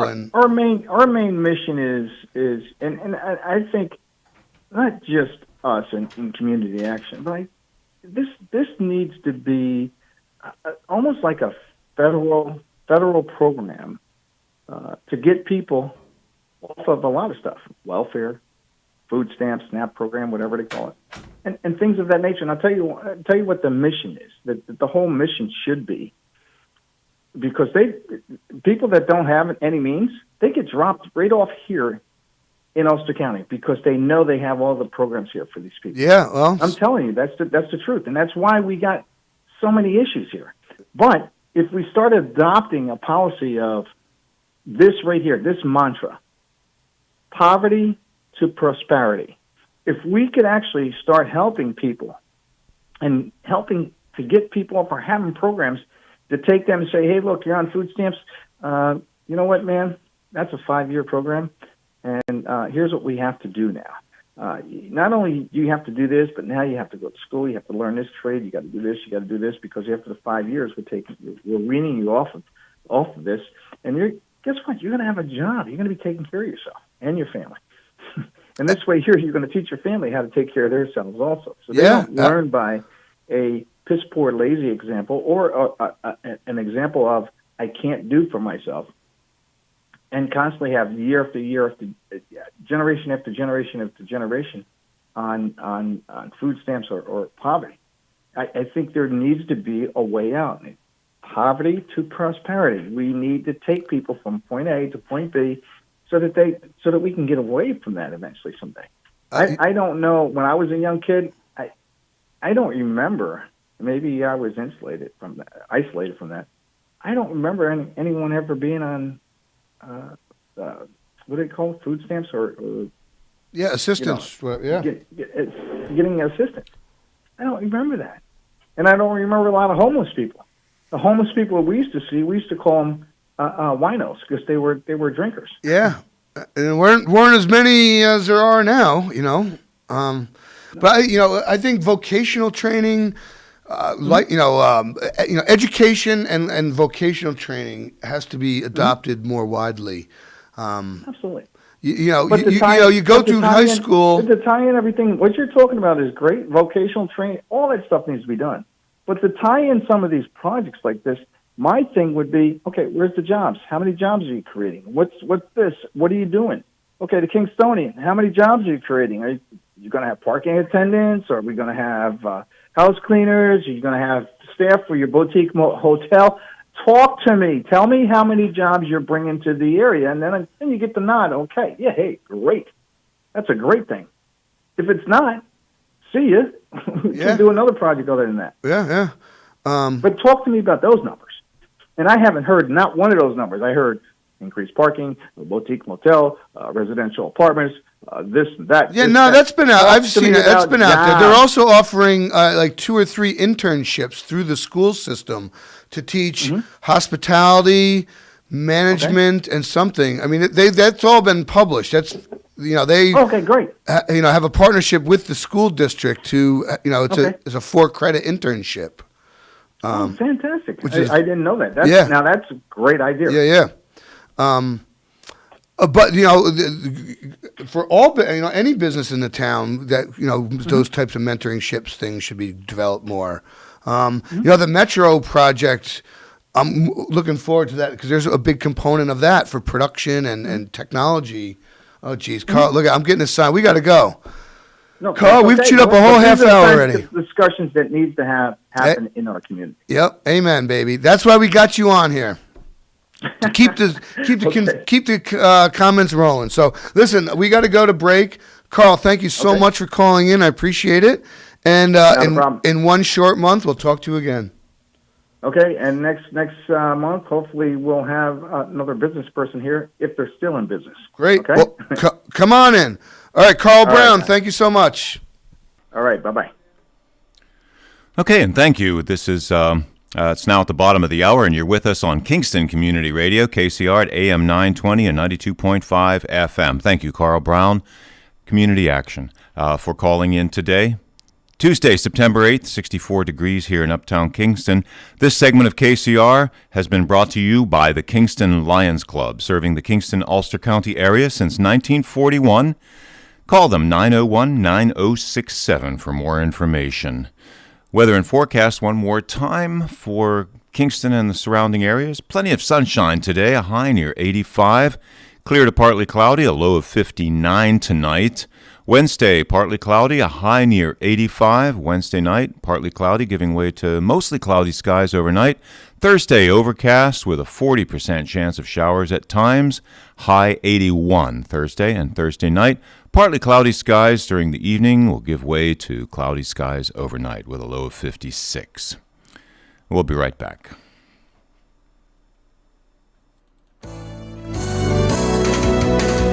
You're listening to Kingston Community Radio on WGHQ Kingston. On your radio at 920 AM and 92.5 FM. And also online at mykcr.org. We are Lions. We bring hope where it's needed. We are a global force for good. Support causes that matter. Change lives. Change communities. Change the world. We can do more together than we can alone. Join in. Experience the joy of serving. Be part of the movement. Give back. Let's unite the world for good. We are Lions. You can be too. Visit weserve.org. Did you just look down at your phone? You did it again, didn't you? You know, you're flying down the road in a 3-ton hunk of steel, and a text takes your eyes off the road for an average of 5 seconds. At 55 miles per hour, that's long enough to travel the length of a football field and cause some serious damage. Turn it off. Trust me, whatever it is, you'll live. Learn more at stoptextstoprex.org. Brought to you by the Ad Council and the National Highway Traffic Safety Administration. Hi, this is Jared from the Spring Lake Fire Department, and I support Kingston Community Radio, and so should you.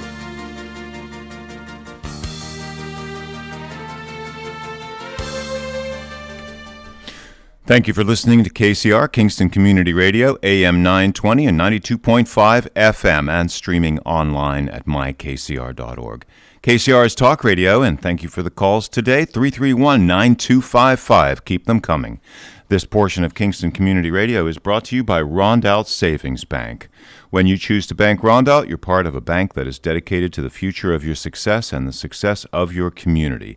Rondout Savings, always working for you and the community with branches in Kingston, West Hurley, and Hyde Park. Also online at rondoutbank.com. Equal housing lender, member FDIC. KCR's Radiothon continues today to help keep the morning show on the air. We're a little over halfway there. We need your help to just push it over the edge and get us to the $12,000 goal by calling 331-1004 or send a check to Kingston Community Radio, Post Office Box 4364, Kingston, New York. Now let's get back to the on-air studio with Cameron Rylance and his new guest for this segment. Welcome back. All right, and we are at the home stretch. And our monthly guest, Sue Copenhaver, the Executive Director of the Ulster County Office for Aging. Sounds so important. Well, it is important. That's a dang important job. Is here. She's in our studio with us. And Sue, good morning. Good morning, You Cameron. come with a big old file of I always do, because stuff. There's stuff to talk about, and I don't want to forget anything. Now, with the loosening, we're in stage 5, wherever the heck it is, pandemic. Have you been able to resume some more of your air quote normal programming, or what's going on Whatever with you guys? that means now. Yeah, I'm not normal. We have been inviting folks, especially folks who do not have access to a computer or a smartphone, into the office now to do their legal and Medicare counseling. Because some things have to be done with a computer in front of somebody, with the program. The Medicare counselors are having a tough time doing it over the phone. So we have set up in our senior hub a whole socially distanced space with washable tables and shields, and people have to wear masks, and there's at least 2 stations where there's our IT department did a wonderful job setting everything up and putting the some computers in there, a phone, so the Medicare counselors and or staff from the office can go over there and meet someone. The office is a little small, so there's only like 3 spaces to wait, and the receptionist is kind of right there. But we do have a large room in the office where legal and another Medicare counselor will also meet folks that has enough room. That's enrollment, right? Is open enrollment ongoing? Enrollment is only starts on October 15th and ends usually around the end of the first week of December. Okay, so I know it's coming, because I know it's a critical time of year where you got change plans, and it's complicated. We saw like 2,500 people last year. What? Now, don't forget. And that's in what, a 3-month period or whatever? 2 months? A month and a half. What is that? Oh, yeah. Yeah, it's like almost 2 months. Yeah, holy cow. We saw a lot of people. And So that's open enrollment, but don't forget, people turn 65 every day. So they need to get their Medicare straightened out. So it's open enrollment is for changing or, re-enrolling or choosing a new plan if they've changed them. But people turn 65 every day, and they have to, it's really helpful for them to have some structure and some objective advice about which plan would be best for them. Yeah, there's a myriad of plans, from I know. what I understand. Yep. Now, are you taking reservations for... you mean appointments? Appointments, yes. Yeah. So reservations for dinner. Appointments are for professional work. Yeah. Are you making appointments yes, for that? Yes, we're making appointments. Currently? They can call the office at 340-3456.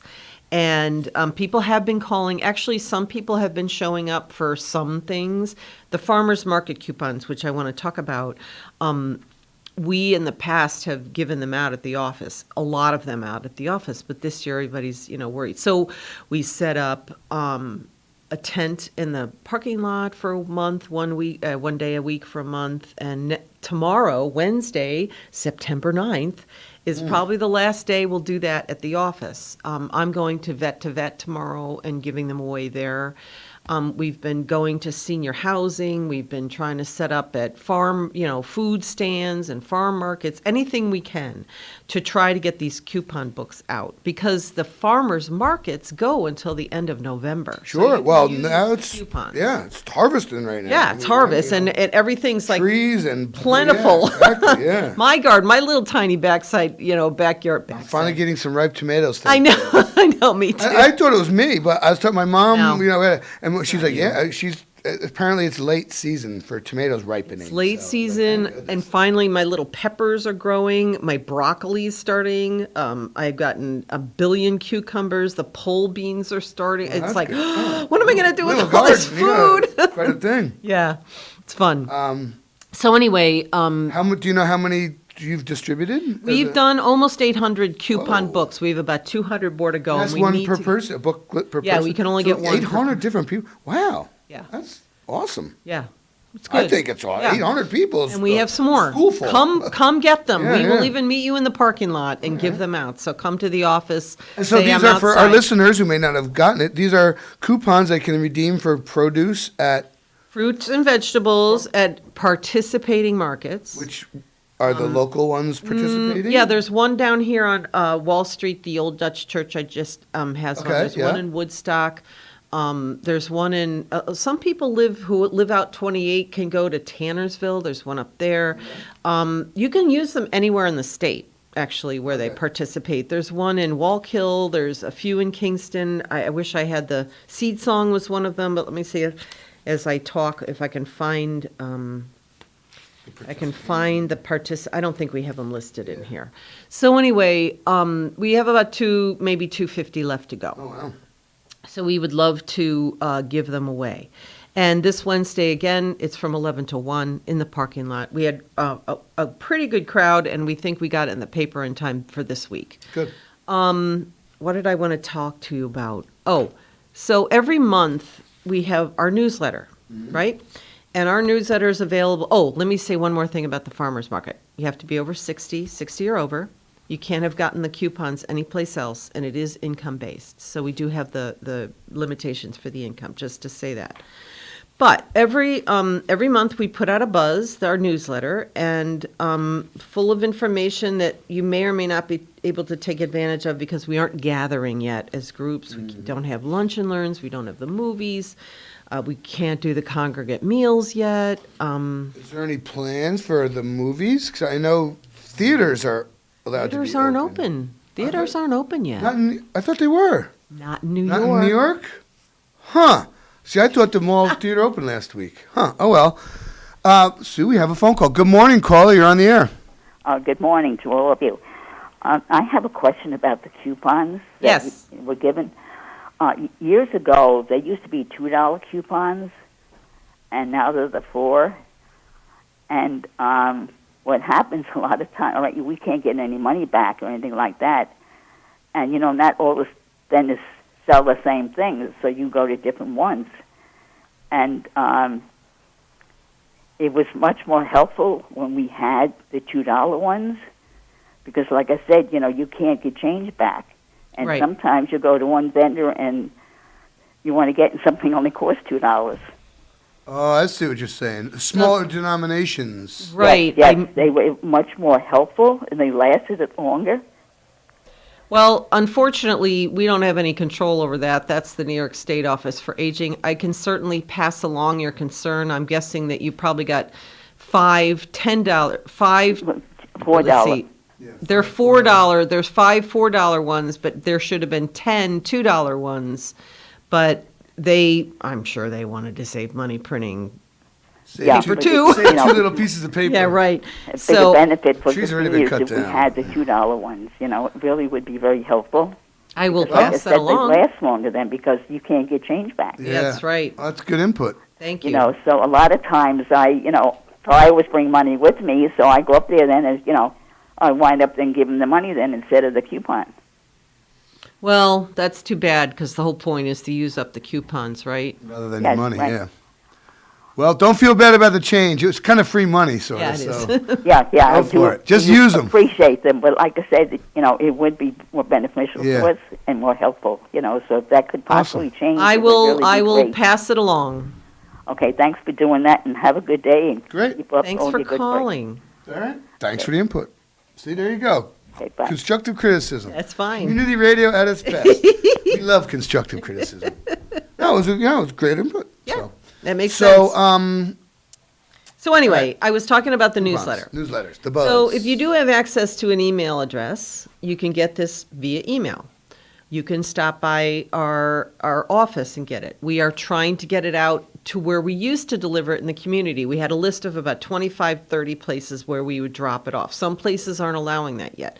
Diners, I was gonna medical say office, diners, yeah. And a lot of them agreed to have them because I delivered them myself last week. Senior housing, they don't have their community rooms open, but maybe they have like a place where there's mailboxes, By the and front they door can or leave it right something, there, right. So every month is a different month. So I decided to make my spiel about the fact that September is National Emergency Preparedness Month. I did not know. And there's lots of things you can do that are very cheap or free to prepare yourself. Winter's coming. Winter is coming, as they say on the Game of Thrones. And things that you can have set aside. They're very simple. Blankets, matches, candles, flashlights, batteries. Make sure you have some extra medication. What I did at my house is when my son lived with me and he drank milk like, a gallon a day, I would save the gallons and wash them out and put water with a drop of bleach in, and now I have spare water, Sure. drinking water in case something happens to the water. Free, right? Backup, somebody else you can use for shopping. ShopRite and stores like that, Hannaford, maybe Stop and Shop. I don't know if you have any around here. Have a pickup. Sody's right Oh, back. they do. Yeah, Sody's right back. Yeah. they have a pickup where you don't have to go shopping. And emergency contacts. Don't forget that the Office for Aging is a HEAP supplier and enroller. So HEAP stands for Energy. Our heating energy assistance program. It also applies to fixing things that prevent your heat from working well. Sometimes, if you qualify, for instance, if your furnace really needs a big cleaning or there's something broken on it, you can't get your heat. For some folks in the summertime, if they have lung issues and their air conditioning isn't working, that's an important thing too, which they can't breathe unless they, have cooler air. So I just wanted to mention that there are, and the shelf-stable foods, things in cans, have a manual can opener that doesn't, it's like camping. You have to think about it. It's like camping. What can I do if I don't have power? Yep. I got my water, I got my food, I got my meds. Maybe I've stockpiled a little to the side. So and the reason I'm talking about this is that in the beginning of the pandemic, everybody was calling the office and saying, I don't know what I'm going to do about food. And we started delivering ready-to-eat meals. Sue, we have another caller. Good morning, caller. You're on the air. Hey, Kim. How are you? Good. How you doing? is Mike in Saugerties. Yeah. Hey, Mike, how are you? Mike, I'm doing good. Listen, I have a question for the young lady there. Sue? What about the mall walk? Why can we not resume that? I mean, we can practice social distancing. We wear masks. Were you doing that, Mike? Yes. Okay. I have thought about that, and if I can get part of the problem is some of the staff isn't back in the office who lead the mall walk. And if I can get some folks maybe from the community to lead that, it would work. Although it is an OFA program, for lack of a better word. You're right. We could social distance. People don't have to walk in groups. They can wear their masks. It would work. I will bring that up. It's part of my list of things to bring up that we could get yay or nay on from the county, what we're doing as far as gathering people together. Next month or two, it's going to start getting colder and darker. So yeah, I know. People aren't going to be able to walk outside. Might be an opportunity. Yeah. So yes, it's on my list. I mean, the weather's been actually the last several days have been great for walking. Yeah. I mean, it was a great Labor Day weekend, but pretty soon, it's like you said. Pretty soon it will be wintertime, and it will get dark early, and I don't know what it takes to lead something like that, but I might be willing to help. Great. Call our office at 340-3456 and tell them that, and then I'll get that message when I get back into the office, so I can try to come up with a plan of a couple people who might be able to help. It's it was on Tuesday mornings at 10. And I have been thinking about that and thinking, why can't we do that if we're opening the office gradually and cautiously? We still aren't really able to do the congregate meals, and we don't do the lunch and learns because we pack 50 people into a room, and they don't want us. They don't want us doing that, and I understand. No, well, I understand. I understand that. That's, that kind of goes without saying. Yeah. But, for exercise, I mean, you could even start doing something like that at Dietz Stadium, for example, while the weather is beautiful, like that. True. We actually are holding Tai Chi classes outside in pavilions, so that is happening. We did them on Zoom for a while, and then we decided the Tai Chi teachers asked if we could have some outside sessions. So we are doing that for people who want Tai Chi. I guess the next step would be the walking. The Dietz Stadium, I can look into that. But again, I still need someone who would represent the office on a weekly basis and be able to stay there for the duration, make sure everybody's okay. Everybody needs to sign in. I mean, there's certain things we do, to make it a program and to get credit for it and for people to be safe. So that's my only caveat to doing something like that. Yeah, I mean, you certainly don't want to have a big crowd, and when you draw 12 to 15 people, I don't think that's a big crowd. No, but it is, it can be sizable. Yep. And but if we spread out and we follow the proper guidelines, I think it can probably work. And we have ways. Are you on our email list, Mike? Yes, I am. Okay. So we do have quite a few people on our email list that I would hope would be interested if we got enough people to say, I'd like to mall walk again, get the group together, and be able to... Of course, not that the mall has anything to... but that's besides the point. But it's closed and air-conditioned and a roof, so... Right. Yeah. Don't get rained on, and it's not dark, and... Right. So, Mike, give Sue a call at the office and try to get the ball rolling. And number, yep. I will do that. Have a Tuesday great day. Mall Walk. Awesome. Thanks for calling. Thanks for listening. Bye-bye. All right, Mike. So we got 9 minutes, so I bet you got some more things to cover. Or actually 8.5 minutes. 8.5 minutes. Yeah. So I talked about emergency preparedness. There is a committee in the county. I'm part of it. I've been part of it for a while. That organized sort of a back room, back seat, rear view mirror driver plan to help the county if there is, this was an emergency, but it was a public health emergency. Oh, I know I wanted to bring this up.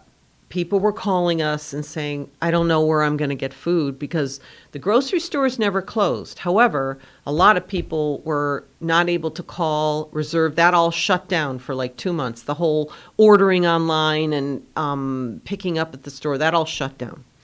So people were scared to go to the grocery store. I can't shop. I don't have any food, that kind of stuff. And it made me think that folks didn't have things set aside for themselves, that they could open a can and warm it up in a microwave or have a meal in it's not very appetizing, but it's food, and have something set aside for, being able to survive for a couple of weeks without having to worry about, Yeah. I can't tell you how many calls. A lot of sustenance to have it in store. It is, but you think about it, and you have a dried this and pasta and sauce, and you can make meals out of stuff that isn't gonna go bad. Mm-hmm. And I'm not, this isn't the kind of emergency where everybody's electricity went. It wasn't, nobody didn't have heat. I don't mean to say a double negative, but. It was a public health thing, but it was where people didn't want to go out. That was a separate kind of issue. So that made me think that, we had started our year with such a great plan of having educational programs. And within the educational programs, we had 4 or 5 different places that we're going to hear about emergency preparedness. Steve Peterson was going to come out. Some people on our committee were going to come out because we have an animal rescue part of the committee, an animal boarding. We had sheltering and volunteering. We had a feeding program. We have a communication program. We're going to talk about all this. And then, boom, it all stopped. So we couldn't do anything about and then a public health emergency came up, and nobody could learn about how to deal with a public health emergency because we couldn't do it. Yep. So it's been a really frustrating year. We had so many great movies planned, and we had, movie theaters are open in the rest of the country. I just heard on the radio that some movie that just came out that was made before the pandemic opened to $20 million, which they were. Yeah, I want to see that. Tenet. It's supposed to be super. Yeah, really cool looking. Yeah. And other places are. So we don't, I thought they were here, but not yet. So anyway, that's why I brought up the emergency preparedness. That it's possible to do yourself without spending any more than you really would, Well, if you do it a little at a time, a little bit extra here and there. Couple of cans during the can sale and pasta sale at the end of the aisles when everything's cheap. It's very possible to do. So I wanted to bring that up because folks need to know that they do have a role and they can help themselves prepare by these simple things. Yeah, and it's now more than ever. It's hurricane season. We are affected here by hurricanes. We certainly are. We have could be next week, could be never, but always has to be in the back of your mind that storms, those violent summer storms. There are people out in like Armenia. Other side of the river, that corner of Dutchess County, they had no electricity for like a week and a half. Yeah, that was crazy. Right around me. 2 weeks ago. Yeah, it's crazy. Yeah, for some reason where I live in Red Oaks Mill, Pine Plains, Armenia, like that eastern that Dutchess. Part, and also southern Dutchess, that part, Wappinger. Yeah, they got whacked. Yep, they got whacked, and you don't know when it's coming.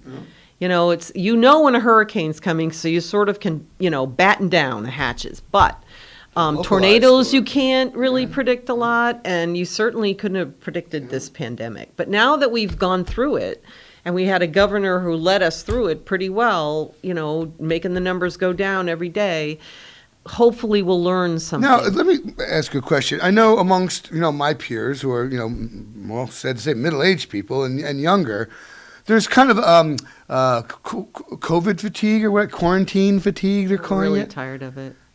Are seniors suffering the same thing? Are they more conscious of their health, or? Well, you know what I mean? It's like, I think they're tired of being home alone. We had sort of a mini senior meeting last week with a few of the folks who run some of the senior clubs. And I suggested to them that maybe we have sort of a coffee clutch in the morning so you can just talk about it, and invite the senior clubs and maybe they can invite people who they feel like they're housebound because a lot of them haven't gone out. Yeah. We were taking care of a lot of those folks who were just too scared to go out. I think that with the reduction in the incidence of the disease, I think it's a lot safer now than it was in March and April. And I don't know about you, but as far as I know, I haven't gotten sick, and I wear my mask and I social distance, and they're just really worried about their own health. A lot of them that's have, COPD and respiratory comorbidities, issues. and they have a lot of issues. And it's good for them to stay home. We have some volunteers who are helping shop a little bit. Shopping is one of the biggest issues in this county, is shopping for the homebound folks. Yeah. That's one of the things we learned. Well, sadly, we're a community. Parts are walkable, but you can't walk. I know. You need if a you car. You can't walk to buy a dress or I know. Or groceries food. or whatever. So it's a driving community. Yeah, it really is. And unfortunately, a lot of seniors don't drive anymore. They rely on the bus. Remember, the bus stopped. Yeah. Well, the buses are getting absolutely. back. They'll probably be back to full by October, the beginning of October. Because I know they've gone to great lengths to accommodate, different schedules. Because we have a monthly guest works for UCAT. Oh, for UCAT, so, Mike yeah. Oliveri, yeah. So, all right, well, we just got the break. Okay. Sue, thank you so much. I'm glad you joined Cameron. us. Listeners, thanks for listening. And on behalf of Nina and I, have a terrific Tuesday. Goodbye. Thank you. Thank you very much. And you have been listening to Kingston Community Radio, AM 920 and 92.5 FM, and streaming online at mykcr.org. Tuesday, September 8th, 64 degrees here in Uptown Kingston. This last portion of Kingston Community Radio was brought to you by Rondout Savings. Rondout Savings' approach to community banking puts you and the growth of your business in the front of everything they do. Rondout Savings, always working for you and the community, with branches in Kingston, West Hurley, and Hyde Park, also online at rondoutbank.com. Equal housing lender, member FDIC. Thank you for sharing the morning with us and participating in Kingston Community Radio, AM 920, 92.5 FM, and our live streaming. Talk radio at its best, inspired discussions of, by, and for the community. And we invite you to keep up with us every weekday from 7 to 9 a.m. And until tomorrow, we wish you every success in growing and developing Kingston and all our neighboring communities. We now return you to Real Country Radio.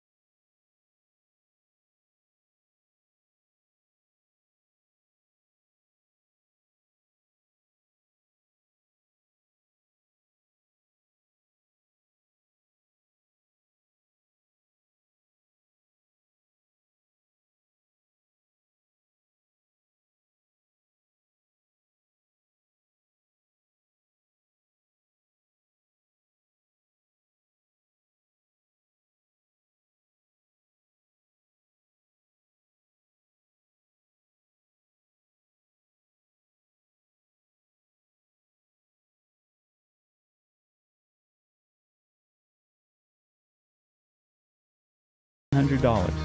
Clean up with these incentives